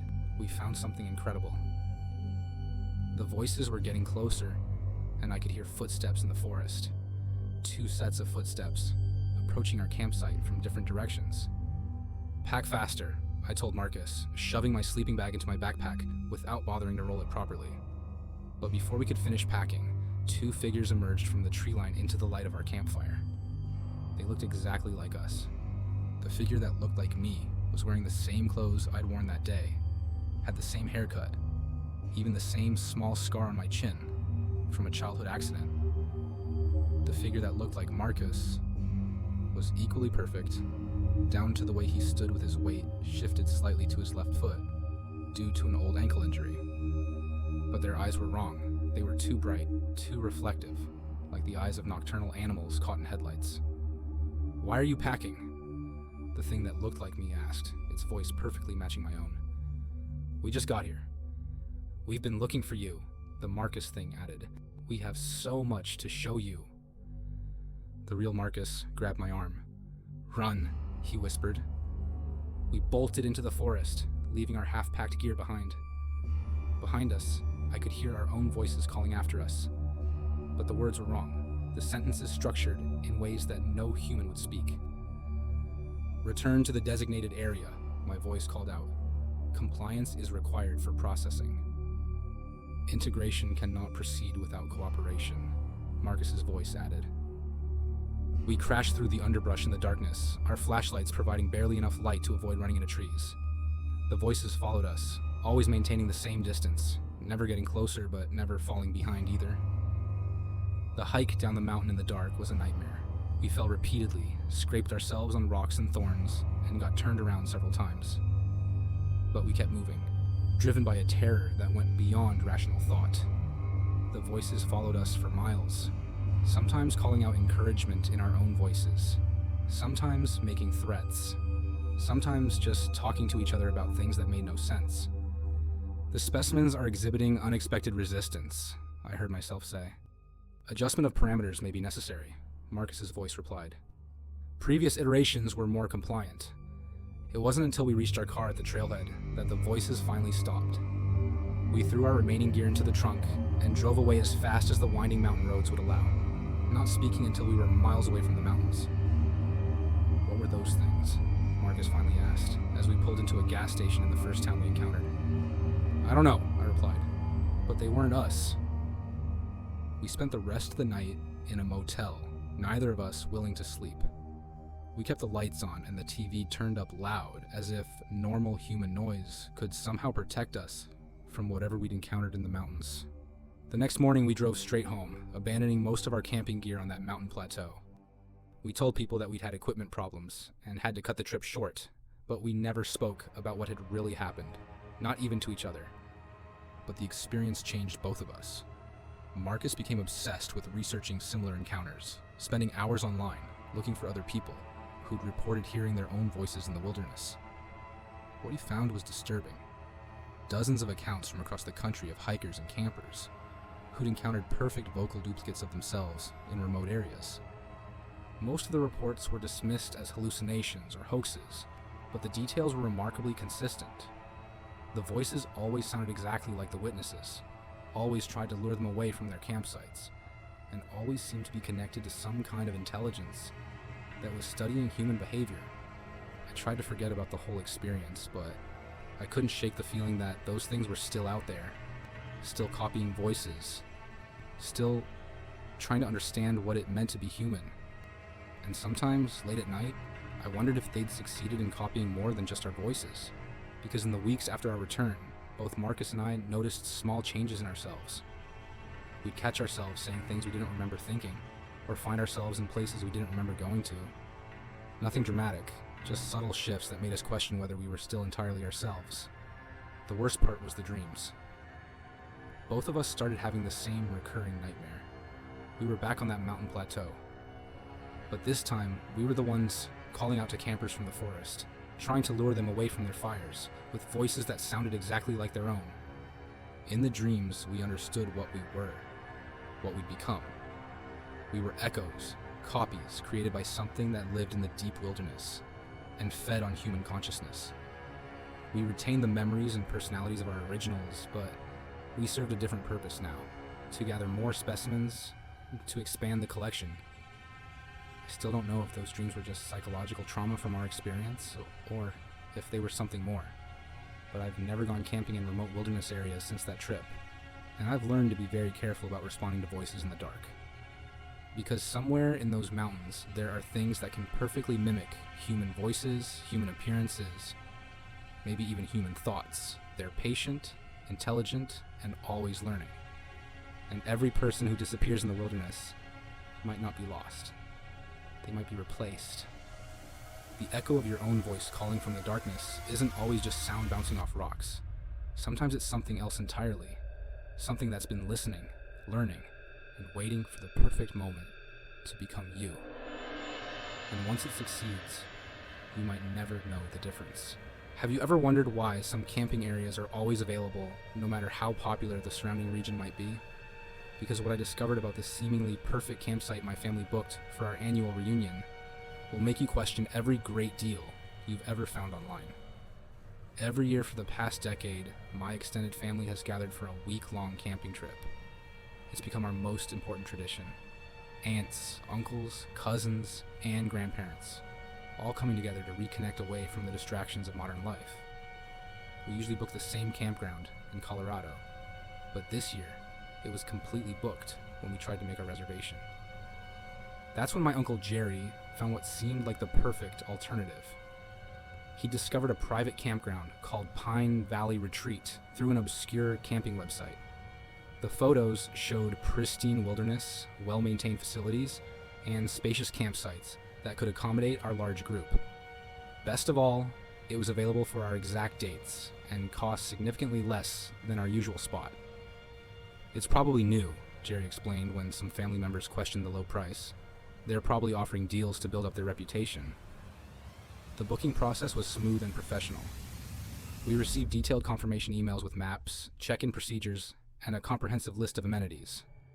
Everything seemed legitimate, even impressive. The campground offered guided nature walks, evening entertainment, and what they called traditional outdoor experiences that would be perfect for our multi-generational group. 15 of us made the trip. My parents, Jerry and his wife Linda, my sister's family with their 2 young kids, my cousin Mike with his teenage daughter, and several other relatives. We caravanned down in 4 vehicles, excited about trying somewhere new after years of the same familiar campground. The drive to Pine Valley Retreat took us deep into the mountains of southern Colorado, along increasingly remote roads that eventually turned to gravel. The GPS signal became spotty, but the detailed directions we'd received guided us through several turns onto unmarked forest roads. "This place is really out there," my sister commented over the radio as we navigated another winding mountain path. But when we finally arrived, our concerns about the remote location evaporated. Pine Valley Retreat was exactly as advertised, a beautiful collection of campsites arranged around a central lodge building, with clean restrooms, hot showers, and a well-stocked camp store.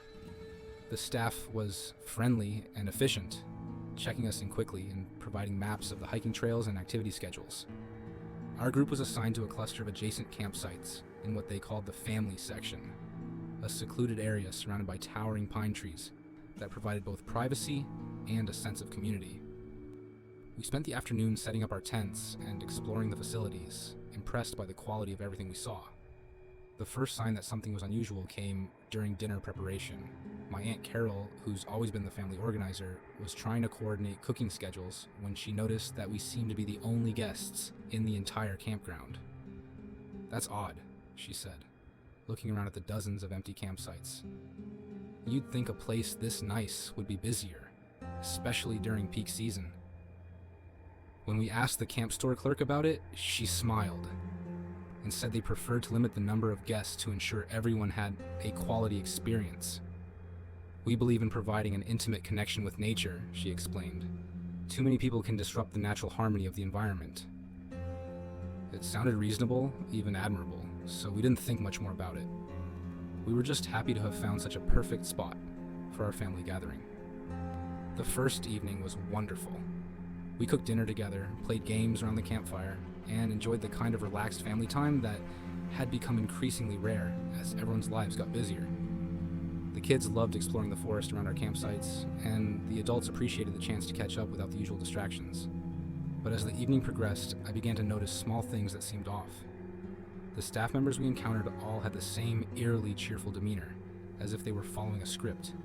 They asked detailed questions about our family relationships, our jobs, our home addresses, more personal information than seemed necessary for a camping experience. We like to get to know our guests, explained the activities director when I mentioned the intrusive questions. It helps us customize the experience to each family's needs. That night, I was awakened by the sound of vehicles moving around the campground. Through my tent wall, I could see headlights sweeping across the trees as multiple cars or trucks drove slowly through the area. The vehicles moved with purpose, stopping periodically before continuing their circuit. I assumed it was routine security patrols and went back to sleep. But the next morning, my cousin Mike mentioned that he'd heard the same thing. Seemed like a lot of activity for a security check, he said quietly while we were making coffee.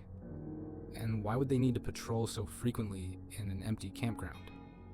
The second day brought our first organized activity, a traditional wilderness experience that the staff had been promoting since our arrival. They gathered our entire group after breakfast and led us to a clearing about a mile from the main campground. Today you'll participate in an authentic mountain community ritual, announced the activities director, a woman named Sarah who spoke with the same unsettling enthusiasm as the rest of the staff. This ceremony has been practiced in these mountains for generations. The clearing was arranged with wooden benches in a circle around a central fire pit. Sarah and several other staff members, all wearing matching earth tone clothing, began what they described as a harmony ceremony, designed to strengthen family bonds and connect us with the natural world. At first, it seemed like typical New Age camping entertainment, chanting, meditation, and group exercises that were mildly embarrassing but harmless. But as the ceremony progressed, the activities became more intense and personal. We were asked to share our deepest family secrets, to confess our fears and regrets, to reveal information about our relationships that felt far too intimate for a camping activity. The staff members took detailed notes throughout the session, claiming they were documenting the spiritual journey for our records. My nephew Tyler, who was 16 and naturally skeptical of adult activities, whispered to me during one of the meditation periods, "This is really weird, Uncle Tom. Why do they care so much about our personal stuff?" I was beginning to wonder the same thing. The ceremony felt less like entertainment and more like an interrogation disguised as spiritual practice.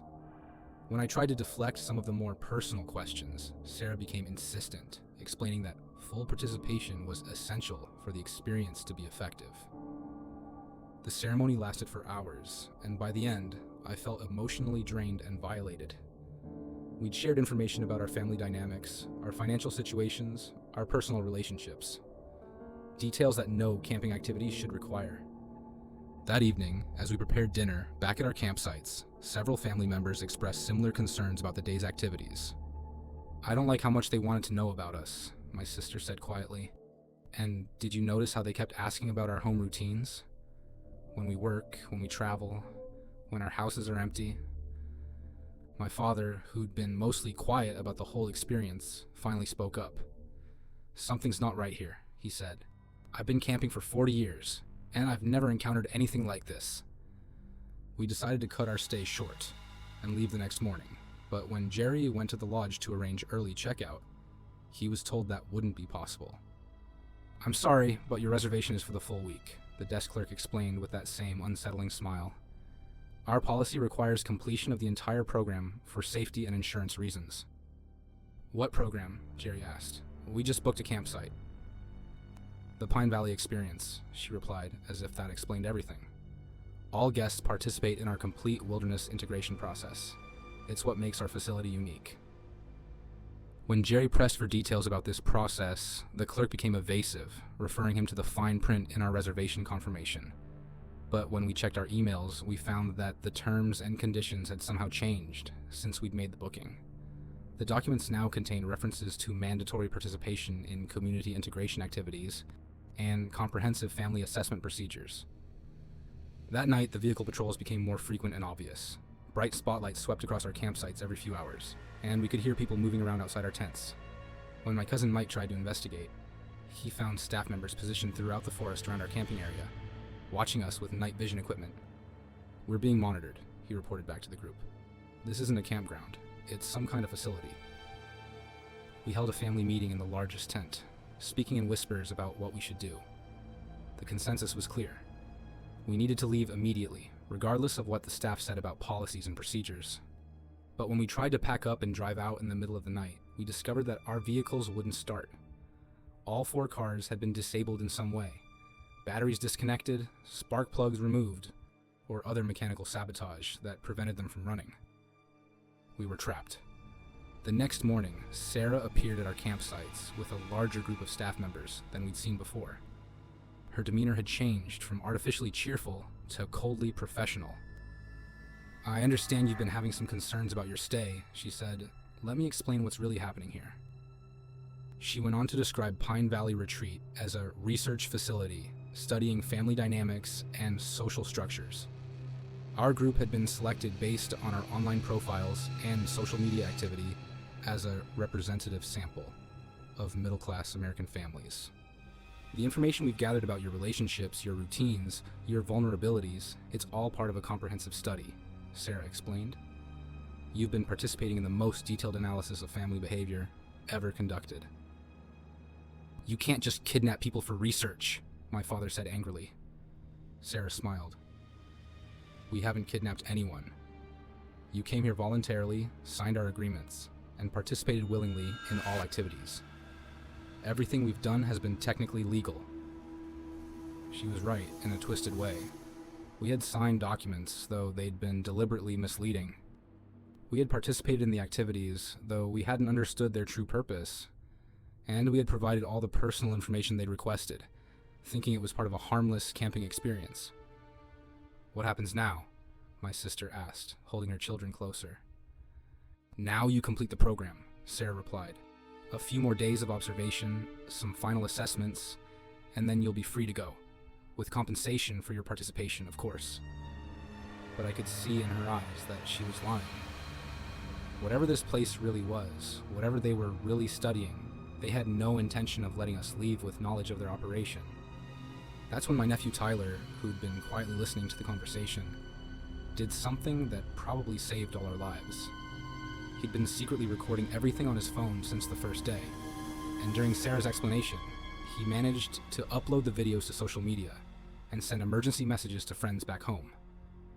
Within hours, our family's social media accounts were flooded with concerned messages from people who'd seen Tyler's posts. More importantly, he'd managed to send our GPS coordinates to his girlfriend, who contacted the authorities.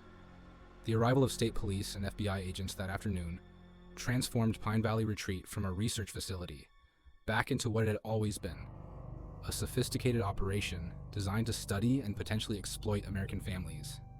As we were finally allowed to leave, escorted by federal agents, I learned that Pine Valley Retreat was one of several similar facilities operating across the country. They targeted families through carefully crafted online advertisements, lured them to remote locations, and subjected them to intensive psychological and social analysis. The information they gathered was sold to marketing companies, political organizations, and other entities interested in understanding and manipulating family behavior. Some families had been held for weeks or months, subjected to increasingly invasive research until they were deemed no longer useful. We were lucky. Tyler's quick thinking and the attention his social media posts generated had brought help before the situation escalated to whatever the final phase of their program involved. But the experience changed all of us. We learned that our digital footprints had made us targets, that our online activities had provided enough information for sophisticated predators to craft the perfect lure. The camping trip we thought we'd chosen had actually chosen us based on algorithms that analyzed our family dynamics and identified us as ideal subjects for study. We still have our annual family camping trips, but now we're much more careful about where we go and how we book our accommodations. We've learned to be suspicious of deals that seem too good to be true, and we pay attention to the fine print in ways we never did before. Because somewhere out there are people who see families like ours not as human beings deserving of privacy and respect, but as data sources to be harvested and analyzed. They've turned the simple pleasure of camping into a trap, using our desire for connection with nature and each other against us. The harvest isn't always about crops or resources. Sometimes it's about information, relationships, and the intimate details of how families function under stress. And the harvesters are always looking for their next crop, their next perfect family to study and exploit. So be careful what deals you accept, what information you share, and what seems too perfect to be real. Because in the modern world, even a family camping trip can become something much more sinister than you ever imagined. Have you ever noticed how some sounds in the wilderness seem almost too perfect? Too human? Because what happened to me during a solo backpacking trip in the Olympic Peninsula will make you question every familiar voice you hear calling from the darkness. I've been a solo backpacker for over 15 years. There's something about being alone in the wilderness that centers me in ways that group camping never could. I plan these trips meticulously, studying topographic maps, checking weather patterns, and always filing detailed itineraries with the Park Service. I'm not reckless, I'm experienced. Last March, I planned a 5-day trek through a remote section of Olympic National Park in Washington. The area I'd chosen was known for its old-growth forests and pristine alpine lakes, but it required a challenging hike through terrain that kept most casual hikers away.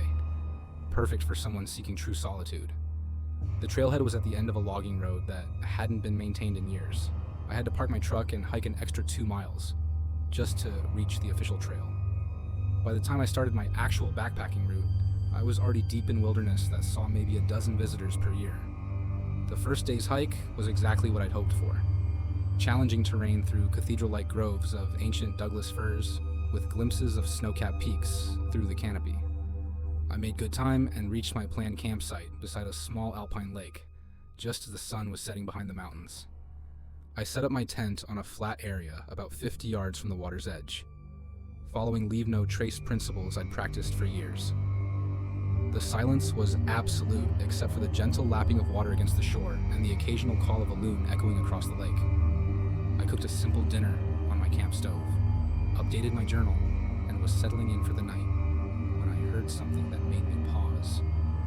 From across the lake, maybe half a mile away, came the sound of someone calling for help. "Help!" the voice cried, clear and desperate in the still air. "Please, someone help me!" I immediately grabbed my headlamp and scanned the far shore, but saw nothing in the darkness.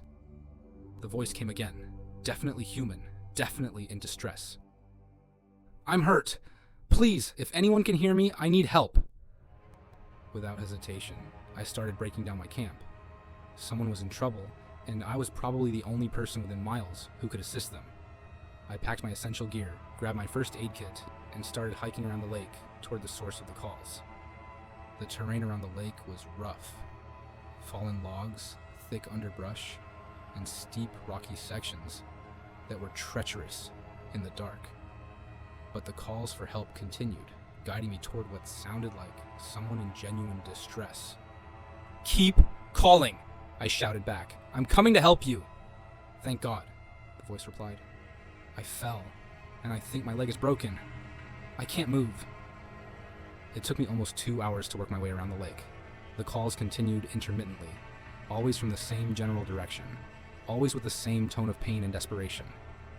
But as I got closer to where the voice seemed to be coming from, something began to feel wrong. The calls were too consistent. In 15 years of wilderness experience, I'd encountered injured hikers before, and their voices typically showed signs of fatigue, increasing panic, or physical deterioration over time. This voice maintained exactly the same level of distress, the same volume, the same phrasing. When I finally reached the area where the calls seemed to originate, I found nothing. No injured hiker, no signs of a fall, no evidence that anyone had been there recently. The forest floor was undisturbed, covered with a thick layer of pine needles that showed no footprints or drag marks. "Hello?" I called out. "Where are you? I'm here to help." The response came from directly behind me, maybe 20 feet away. "Thank you for coming. I'm over here." I spun around, my headlamp beam sweeping across the trees, but saw nothing. The voice had been close enough that I should have been able to see whoever was speaking, but the forest was empty. "I don't see you," I called out, a chill running down my spine. "Keep talking so I can find you." "I'm right here," the voice said, and this time it came from above me, as if someone was speaking from the tree canopy 30 feet overhead. That's when I realized that something was very wrong. No injured person could move that quickly or climb that high, especially with a broken leg. And the voice, now that I was paying closer attention, had an odd quality to it. Too clear, too perfect. Like a high-quality recording being played through hidden speakers. I backed away from the area, my heart rate increasing as I tried to make sense of what was happening. The voice called after me, but now it sounded different. Less human, more mechanical. Don't leave me. Please don't leave me here alone. I turned and started hiking back toward my campsite as quickly as the terrain would allow. Behind me, the voice continued calling, but it was changing, becoming distorted, like a recording being played at the wrong speed. Help me. Help me. Help me. The words became a monotonous chant that followed me through the forest, always maintaining the same distance, never getting closer or farther away. By the time I reached my original campsite, I was running. I quickly set up my tent again, my hand shaking as I struggled with the familiar routine. The chanting had stopped, but the silence that replaced it was somehow worse. I crawled into my sleeping bag fully clothed, my headlamp and bear spray within easy reach. I didn't sleep that night. Every small sound, a twig snapping, leaves rustling in the wind, the distant call of an owl, had me sitting up and listening intently. But the strange voice didn't return, and by morning I was beginning to convince myself that I'd experienced some kind of acoustic illusion or stress-induced hallucination. The second day of hiking took me deeper into the wilderness, following a faint trail that wound through dense forest toward a series of remote peaks. I was making good time, and feeling more confident about the previous night's experience when I heard something that stopped me cold. My own voice was calling from somewhere ahead on the trail. Hello? Is someone there? My voice said, perfectly mimicking my tone and inflection. I could use some help with directions.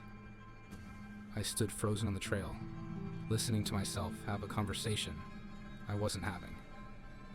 I think I'm lost, my voice continued. I've been hiking for hours, and nothing looks familiar. The voice was coming from around a bend in the trail, maybe 100 yards ahead. I crept forward carefully, staying off the main path and moving through the trees to get a better view of what was ahead. When I reached a position where I could see the trail, there was no one there, but my voice continued talking, now joined by another voice that sounded exactly like my hiking partner from previous trips. My friend Dave, who is currently 3 states away at his job in Denver. Don't worry, Dave's voice said. I know this area pretty well. We just need to backtrack to that last junction. Thanks, man, my voice replied. I don't know what I'd do without you out here. I was listening to a conversation between myself and my friend, but neither of us was actually there. The voices were perfect, not just the sound, but the speech patterns. The casual way Dave always said man, even the slight breathlessness that comes from hiking uphill. The conversation continued for several minutes, covering topics that Dave and I had actually discussed on previous trips. Whoever or whatever was creating these voices had somehow accessed not just our vocal patterns, but our memories, our relationship dynamics, our shared experiences. I backed away from the trail and started bushwhacking through the forest, desperate to get away from the impossible conversation. But as I moved, the voices followed, always maintaining the same distance, always just out of sight around the next tree, or behind the next ridge. Where are you going? My voice called out. The trail's this way. Yeah, don't wander off, Dave's voice added. It's easy to get lost in terrain like this. The irony wasn't lost on me. My own voice was warning me about getting lost while I fled from something that shouldn't exist. I spent the rest of the day hiking cross-country, using my compass and GPS to navigate toward my planned campsite, while avoiding the main trail. The voices followed for hours, sometimes having conversations, sometimes just calling out warnings or advice in voices I recognized. I heard my father telling me to be careful, my ex-wife asking if I was okay, my brother suggesting we set up camp before dark. All voices from my life, all perfectly reproduced, all coming from an empty forest. By evening, I was exhausted and emotionally drained. I found a defensible campsite in a small clearing surrounded by thick trees and set up my tent with my back to a large boulder. If something was going to approach me, it would have to come from the front where I could see it. As darkness fell, the voices stopped. The forest became genuinely quiet for the first time since the previous night. I cooked dinner and tried to process what I'd experienced but I had no rational explanation for voices that could perfectly mimic people from my life. I was just starting to relax when I heard something that made my blood freeze. My mother's voice, calling from the darkness beyond my campfire. "Tommy? Tommy, where are you?" My mother had been dead for 3 years. I'd been with her when she died, had spoken at her funeral, had grieved her loss in ways that still affected me. But there was her voice, using the childhood nickname she called me, speaking with the same worried tone she'd use when I was late coming home from school. "Tommy, answer me. I'm scared." I sat by my fire, tears streaming down my face as my dead mother's voice called to me from the forest. Part of me wanted to respond, to run toward that familiar voice that I missed so desperately, but I knew it wasn't really her, couldn't be her, and that knowledge made the mimicry feel like a violation of her memory. "Please, Tommy, I need you." The voice was getting closer, and I could hear footsteps in the underbrush, slow, deliberate steps that circled my campsite just beyond the reach of my firelight. "I'm lost, Tommy. Help me find my way home." I grabbed my bear spray and stood up, facing the darkness where the voice was coming from. "You're not my mother," I said, my voice shaking with grief and anger.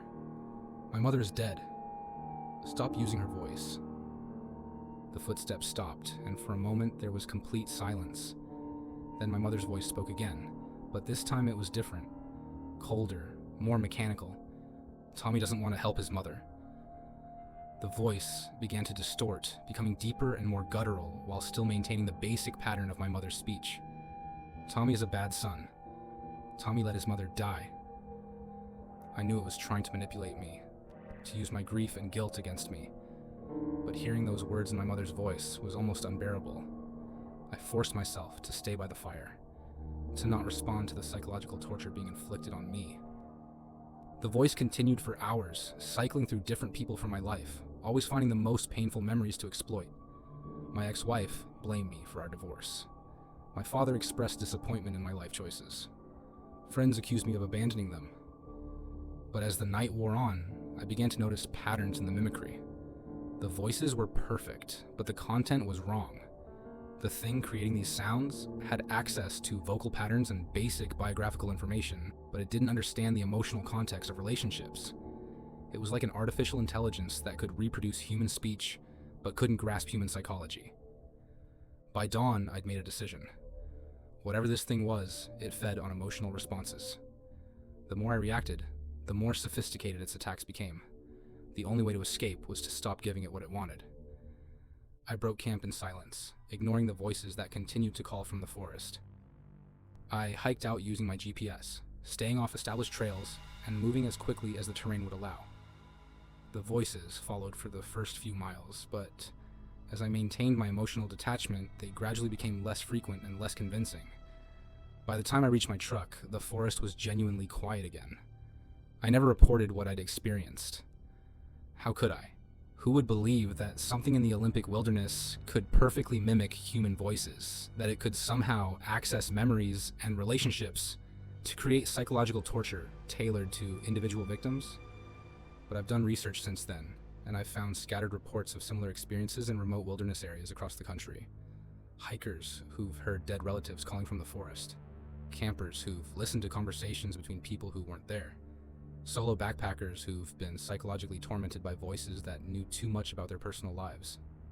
The reports are always dismissed as hallucinations or stress-induced psychosis. But I know what I experienced was real, and I know I'm not the only one who's encountered whatever lies in those deep forests. I still go backpacking, but I'm more careful now about where I go and how I prepare.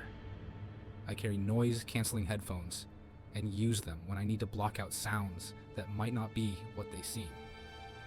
And I've learned to recognize the signs of mimicry. Voices that are too perfect, conversations that don't quite make emotional sense, calls for help that maintain the same level of distress for too long. Because somewhere in the wilderness, there are things that have learned to use our own voices against us. They've studied human speech patterns, recorded our conversations, and turned our most cherished relationships into weapons of psychological warfare. The mimic is patient, intelligent, and always learning. And every person who ventures alone into its territory provides new voices for its collection, new ways to lure and torment future victims. So if you hear familiar voices calling from the darkness, if dead loved ones speak to you from empty forests, remember my story. Don't trust what you hear, no matter how perfect it sounds, because the mimic knows exactly what you want to hear, and it will use that knowledge to keep you in the wilderness forever. Have you ever woken up somewhere you didn't remember going? Because what happened to me and my girlfriend during a camping trip in the Adirondack Mountains will make you question whether you're ever truly in control of your own actions. My girlfriend Emma and I had been together for 2 years, and camping had become one of our favorite shared activities. We'd explored dozens of state parks and wilderness areas across the Northeast, always looking for new places to discover together. Emma was the planner in our relationship. She researched locations, booked campsites, and made sure we had everything we needed for each trip. So when she suggested we try a new area in the Adirondacks that she'd found through an obscure hiking forum, I didn't question it. The location was described as a hidden gem, a pristine lake surrounded by old-growth forest, accessible only by a challenging 5-mile hike that kept the crowds away. "It's supposed to be incredible," Emma said, showing me photos from the forum post. Crystal clear water, perfect for swimming. And the person who posted about it said they felt more rested there than anywhere they'd ever camped. The photos were stunning. A mirror-like lake, reflecting towering pines, with a small sandy beach that looked perfect for setting up camp. The forum user had included detailed directions and GPS coordinates, along with enthusiastic descriptions of the peaceful atmosphere and rejuvenating qualities of the location. We drove up on a Friday afternoon in late August, following the directions through increasingly remote roads, until we reached a small parking area at what appeared to be an abandoned trailhead. There were no other cars, no trail markers, and no signs indicating we were in the right place. But Emma's GPS showed we'd reached the coordinates exactly. "This must be it," she said, checking her phone against the printed directions. "The trail should start just past those trees." We loaded our packs and started hiking. The trail was faint but followable, winding through dense forest that seemed untouched by human activity. The deeper we went, the more pristine everything became. No litter, no carved initials on trees, no worn spots where other hikers had rested. After about 4 hours of steady hiking, we finally heard the sound of water through the trees. A few minutes later, we emerged into a clearing beside the most beautiful lake I'd ever seen. The water was so clear, we could see the bottom 20 feet down, and the surrounding forest created a perfect natural amphitheater around the shoreline. "This is incredible," I said, dropping my pack and taking in the view. "How has nobody else discovered this place?" Emma was already scouting for the perfect campsite, her usual methodical approach to setting up camp. She found a flat area about 30 yards from the water's edge, sheltered by large pines but with a clear view of the lake. We spent the rest of the afternoon setting up our tent, exploring the shoreline, and swimming in water that was surprisingly warm for a mountain lake. Everything about the place felt perfect. The temperature, the lighting, even the complete absence of bugs that usually plagued Adirondack camping. As evening approached, we built a small fire and cooked dinner while watching the sun set behind the mountains. The silence was absolute except for the gentle lapping of water against the shore. No bird calls, no rustling of small animals, no wind through the trees. Just perfect, peaceful quiet. "I feel so relaxed already," Emma said, leaning against me as we watched the stars appear overhead. That forum post was right. There's something special about this place. I had to agree. Despite the long hike and the effort of setting up camp, I felt more at ease than I had in months. The stress of work, the noise of city life, even the minor tensions that accumulate in any relationship, everything seemed to melt away in the tranquil atmosphere of the lake.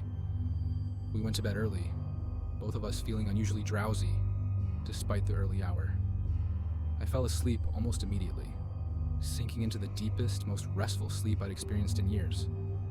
I woke up standing waist deep in the lake.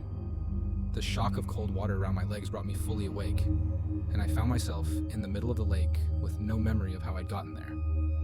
I was wearing only my underwear, and my feet were numb from the cold water. The moon was directly overhead, suggesting it was the middle of the night. I waded back to shore, confused and disoriented. Our campsite looked exactly as we'd left it, Tent zipped shut, fire reduced to cold ashes, our gear neatly arranged around the site. I checked inside the tent and found Emma sleeping peacefully in her sleeping bag, apparently undisturbed. I dried off and crawled back into my sleeping bag, trying to make sense of what had happened. I'd never been a sleepwalker, had never had any history of unusual sleep behavior, but there was no other explanation for finding myself in the middle of a lake with no memory of getting there. The next morning, I told Emma about the incident. She was concerned, but suggested it might have been a stress response, my body's way of processing the complete change of environment after months of urban living. Maybe the peace and quiet here is so different from what you're used to that your brain is still adjusting, she said. Plus, you've been working crazy hours lately. Your sleep patterns are probably all messed up. It sounded reasonable, so I decided not to worry about it. We spent the day hiking around the lake, taking photos, and enjoying the perfect weather. Emma seemed more relaxed than I'd seen her in months, and I felt refreshed, despite the strange nighttime incident. But that night, it happened again. This time, I woke up standing at the edge of the forest, about 100 yards from our campsite. I was fully dressed in my hiking clothes, including my boots, but I had no memory of getting dressed or leaving the tent. My hands were dirty, as if I'd been digging in the soil, and there were pine needles in my hair. I made my way back to camp, moving quietly to avoid waking Emma. But when I checked the tent, her sleeping bag was empty. I spent the next hour searching the area around our campsite, calling her name in increasingly panicked whispers. I found her about half a mile away, standing motionless beside a large boulder, staring up at the night sky with a blank expression. "Emma," I said, approaching her carefully. "Emma, wake up." She didn't respond to my voice or touch. Her eyes were open but unfocused, and she seemed completely unaware of my presence. I'd never seen anyone in such a deep sleepwalking state. She appeared to be conscious but completely disconnected from reality. I gently took her arm and guided her back toward our campsite. She followed without resistance, but also without any sign of awareness. It wasn't until we were almost back to the tent that she suddenly blinked and looked around in confusion. "How did we get here?" she asked, looking at the forest around us. "I was just sleeping in the tent." I explained what I'd found, and she was as confused as I was. Neither of us had any history of sleepwalking, and the behavior seemed completely out of character for both of us. "Maybe it's something about this place," Emma suggested as we crawled back into our sleeping bags. "The altitude or the air pressure or something environmental that's affecting our sleep cycles." But even as she said it, I could see the worry in her eyes. This wasn't normal sleepwalking. We'd both been engaged in complex behaviors that required coordination and decision-making. I'd gotten fully dressed, and she'd walked half a mile through difficult terrain in the dark. The third night, I tried to stay awake to observe what was happening. I lay in my sleeping bag with my eyes closed, fighting off the overwhelming drowsiness that seemed to settle over the campsite as soon as the sun went down.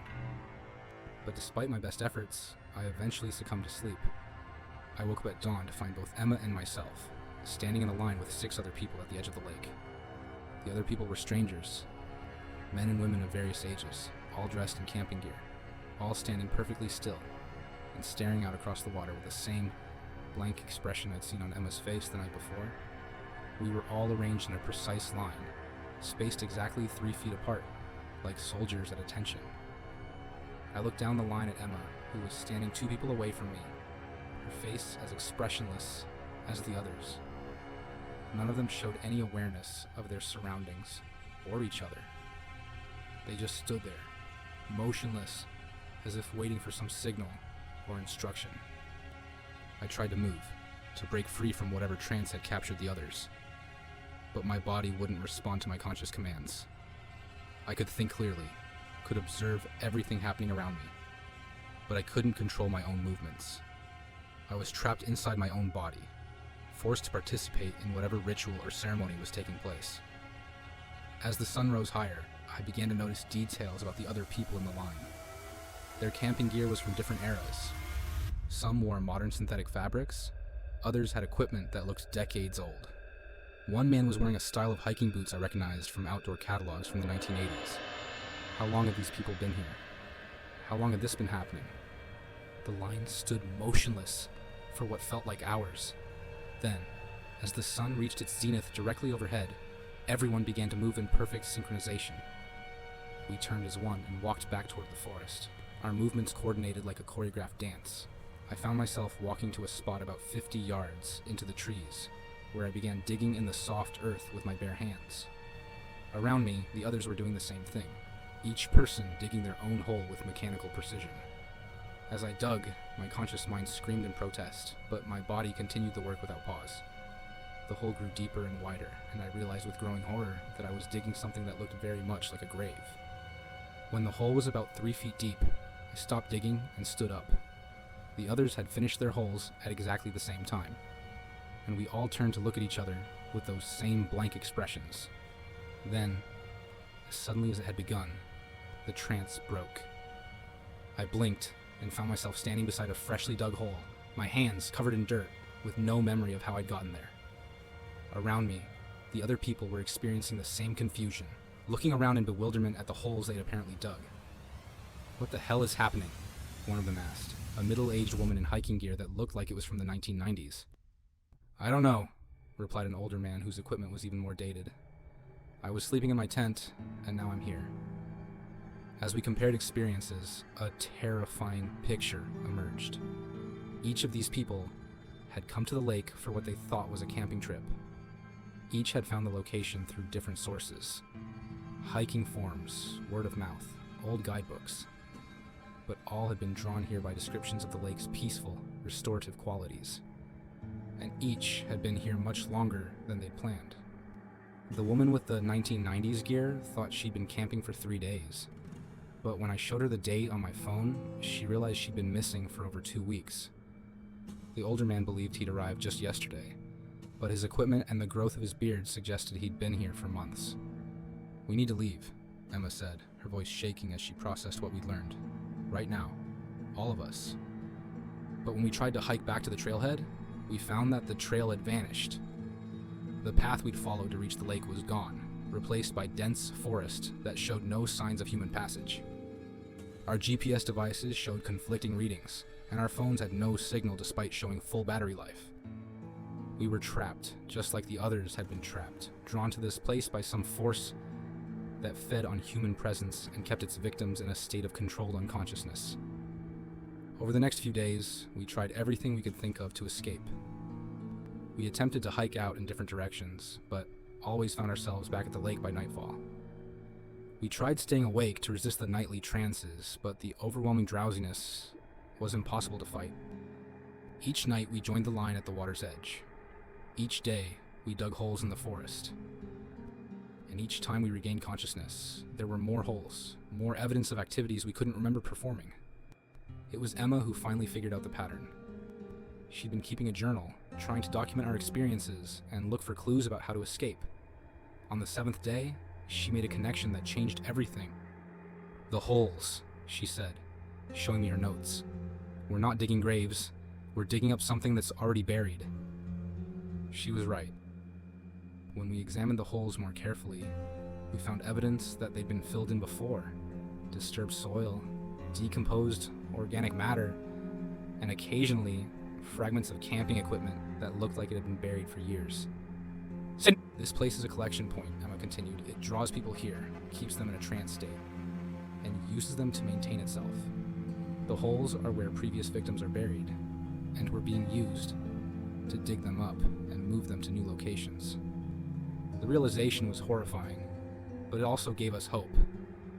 If this was a system, a process with rules and patterns, then maybe there was a way to break free from it.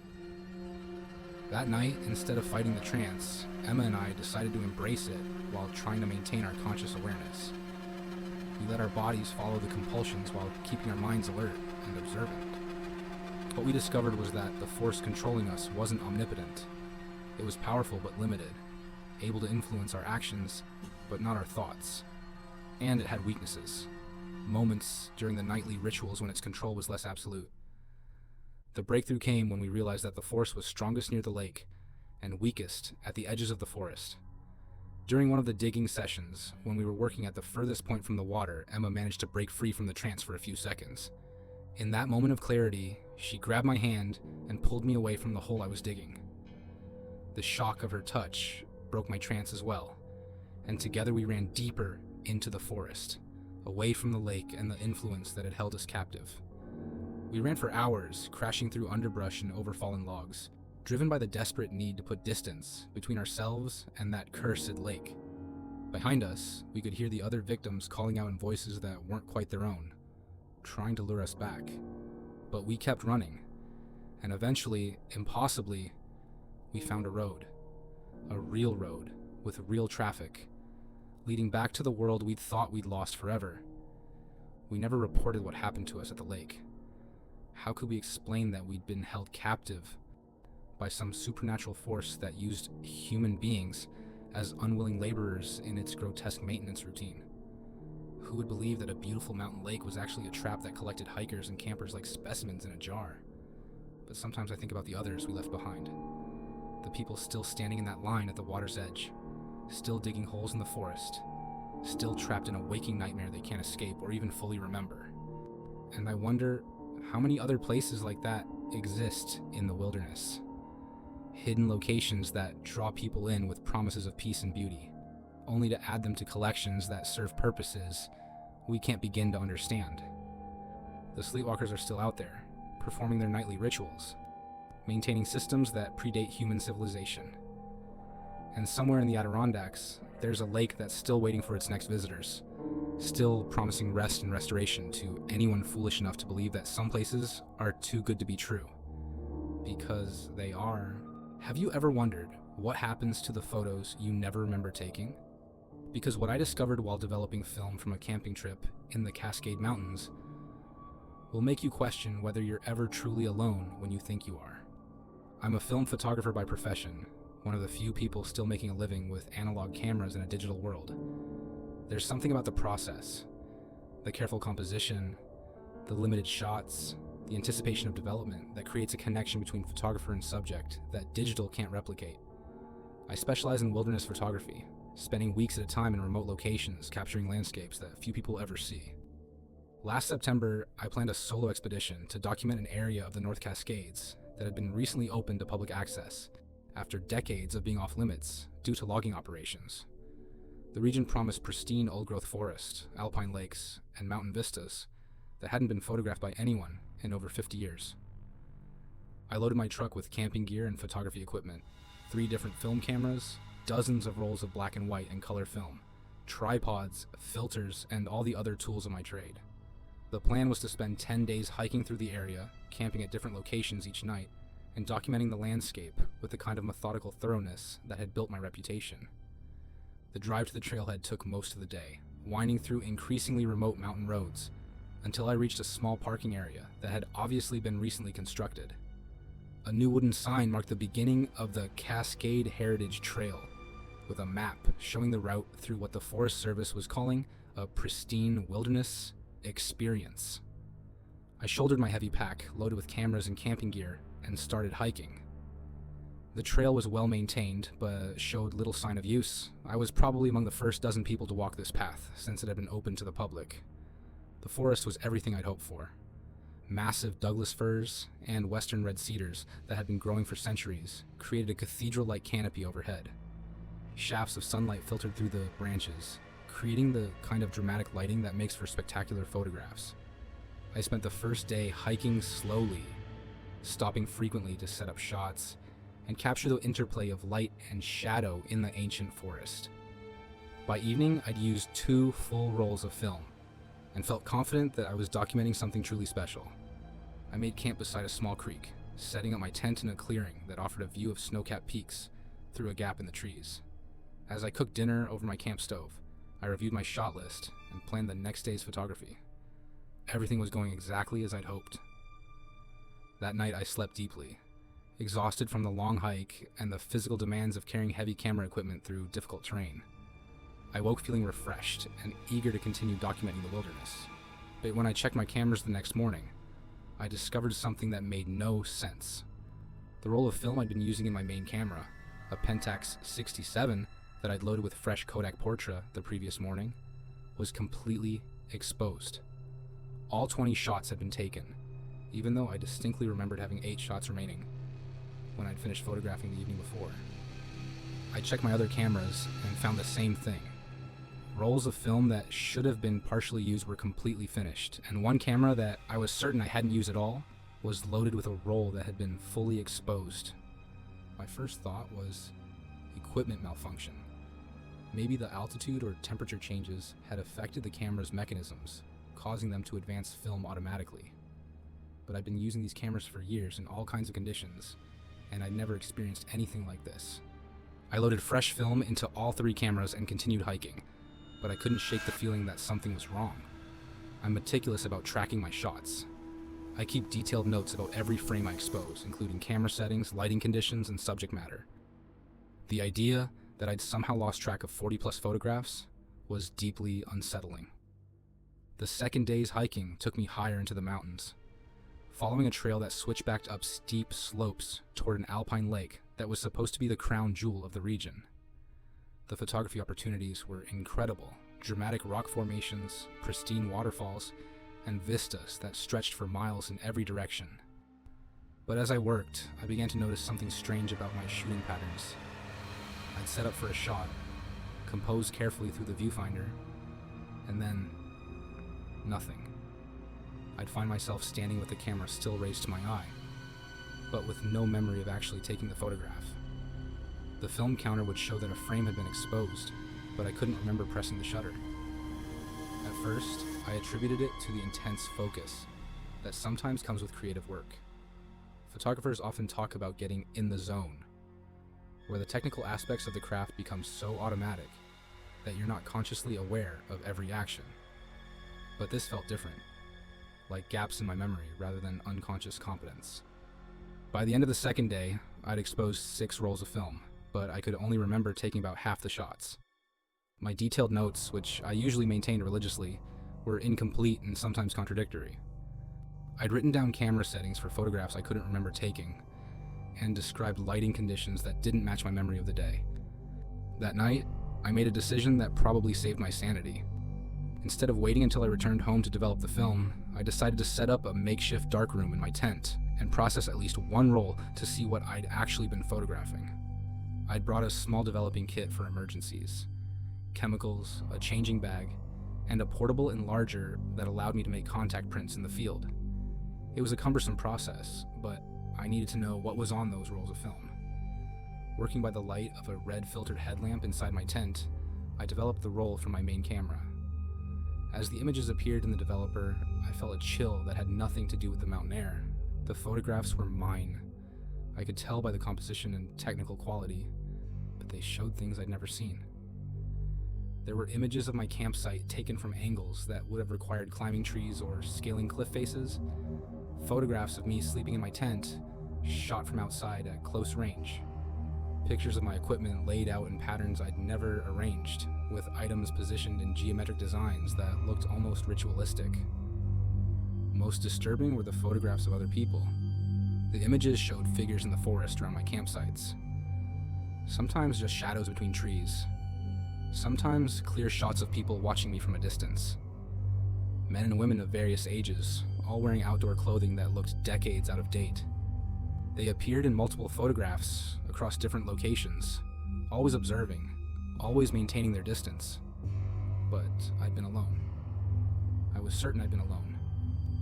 I'd seen no other hikers, heard no voices, encountered no signs of human presence anywhere in the wilderness. I studied the contact sheet with a magnifying glass, looking for any sign that the images had been manipulated or that my cameras had malfunctioned. But the photographs were technically perfect, showing proper exposure and focus throughout. These weren't double exposures or light leaks. They were deliberate, carefully composed images of things I'd never consciously seen. The final photograph on the roll was the most unsettling of all. It showed me standing in a clearing I didn't recognize, surrounded by the same figures who'd appeared in the other images. But in this photograph, I wasn't alone. I was part of their group, standing with them in what looked like some kind of ceremony or gathering. My expression in the photograph was blank, emotionless, like the faces of the people around me. We were all looking directly at the camera, as if posing for a group portrait, but I had no memory of being in that clearing or participating in any kind of group activity. I spent the rest of the night developing 2 more rolls, and the pattern continued. photographs I'd never consciously taken, showing scenes I'd never witnessed, documenting activities I'd never participated in. The images told the story of a camping trip that was completely different from my own memories. According to the photographs, I'd been meeting regularly with groups of people throughout my journey. I'd participated in nighttime gatherings around fires I'd never built. I'd arranged my equipment in complex patterns and photographed the results from multiple angles. I'd even taken self-portraits in locations I'd never visited. But the most disturbing discovery came when I examined the timestamps on my camera's internal clock. The photographs had been taken at regular intervals throughout each night, starting around midnight and continuing until dawn. While I'd been sleeping, something had been using my cameras to document activities I wasn't consciously aware of. The next morning, I made the decision to hike out immediately. Whatever was happening in these mountains, I didn't want to be part of it anymore. I packed my gear quickly and started back down the trail, abandoning my planned route and heading straight for the trailhead. But as I hiked, I began to notice things that hadn't been there on my way in. Cairns, carefully stacked stone markers, appeared at regular intervals along the trail. They weren't random piles of rocks. They were precisely constructed monuments that seemed to mark specific locations. At each cairn, I found myself stopping to photograph it, even though I had no conscious intention of doing so. I'd approach the stone stack, set up my camera automatically, and take several shots from different angles. Only afterward would I realize what I'd been doing, with no memory of making the decision to photograph these markers. The cairns led me off the main trail onto a path I didn't remember seeing before. Despite my intention to hike directly to the trailhead, I found myself following this new route deeper into the wilderness. My conscious mind screamed protests, but my body continued walking as if following a predetermined course. The path led to a large clearing, where dozens of cairns had been arranged in concentric circles around a central fire pit. The stones were weathered and moss-covered, suggesting they'd been there for years or even decades.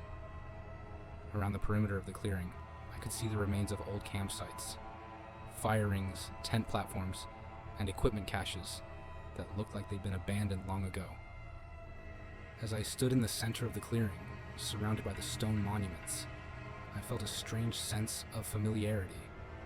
I'd been here before, I realized, even though I had no conscious memory of the place. The photographs I developed the night before had been taken here, in this clearing, during gatherings I couldn't remember attending. I set up my camera and began photographing the cairns, working with the same methodical precision I'd use for any professional assignment.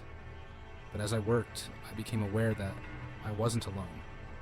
Figures were emerging from the forest around the clearing, the same people I'd seen in my developed photographs. They moved slowly, deliberately, taking positions around the perimeter of the clearing. Men and women wearing outdoor clothing from different eras, all with the same blank, emotionless expressions I'd seen in the photographs. They watched me work, but made no attempt to communicate or approach. As I continued photographing, more people appeared. Dozens of them, all standing silently around the clearing, all watching me with those empty eyes. I recognized some faces from my photographs, but others were new. People who'd apparently been drawn to this place over many years. The strangest part was that I felt no fear. Despite the surreal nature of the situation, I continued working as if this was perfectly normal. I photographed the cairns, the gathered people, the clearing itself, documenting everything with professional detachment.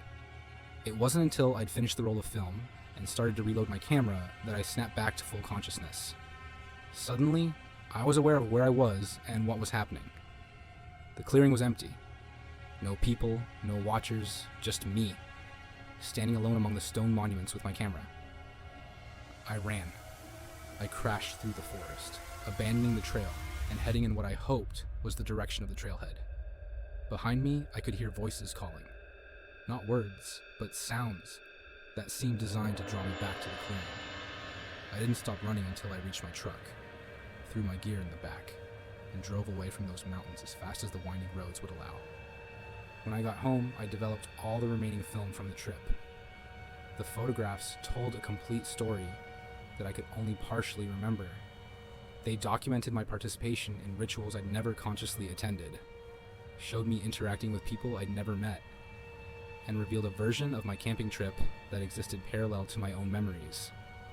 The final roll contained photographs of me leaving the clearing, running through the forest, and reaching my truck. But these images had been taken from impossible angles, high above the trees, as if shot from aircraft or drones. Someone or something had been documenting my escape, with the same methodical precision I'd used to document the wilderness. I never published any of the photographs from that trip. How could I? They showed things that shouldn't exist, documented experiences that defied rational explanation. Instead, I locked them away and tried to forget about the 10 days I'd lost in the Cascade Mountains. But I couldn't forget the implications of what I'd discovered. If my cameras had been used to document activities I wasn't aware of, how many other photographers had experienced the same thing? How many wilderness photographs in galleries and magazines showed more than their creators realized? I still work as a wilderness photographer, but I'm more careful now about where I go and how long I stay. I check my film counters obsessively, maintain detailed shot logs, and never camp alone in areas that feel too isolated or too perfect. Because somewhere in the wilderness, there are places where photographers become subjects, where our tools are turned against us to document activities we're not meant to remember. The camera never lies, but sometimes it reveals truths we're not prepared to face. And sometimes when I'm developing film in my darkroom, I find photographs I don't remember taking. Images that show me in places I've never been, with people I've never met, participating in activities that exist only in the spaces between memory and reality. The photographer captures the world, but sometimes the world captures the photographer. And the evidence is always there, waiting in the developer, ready to reveal what really happened during those lost hours in the wilderness,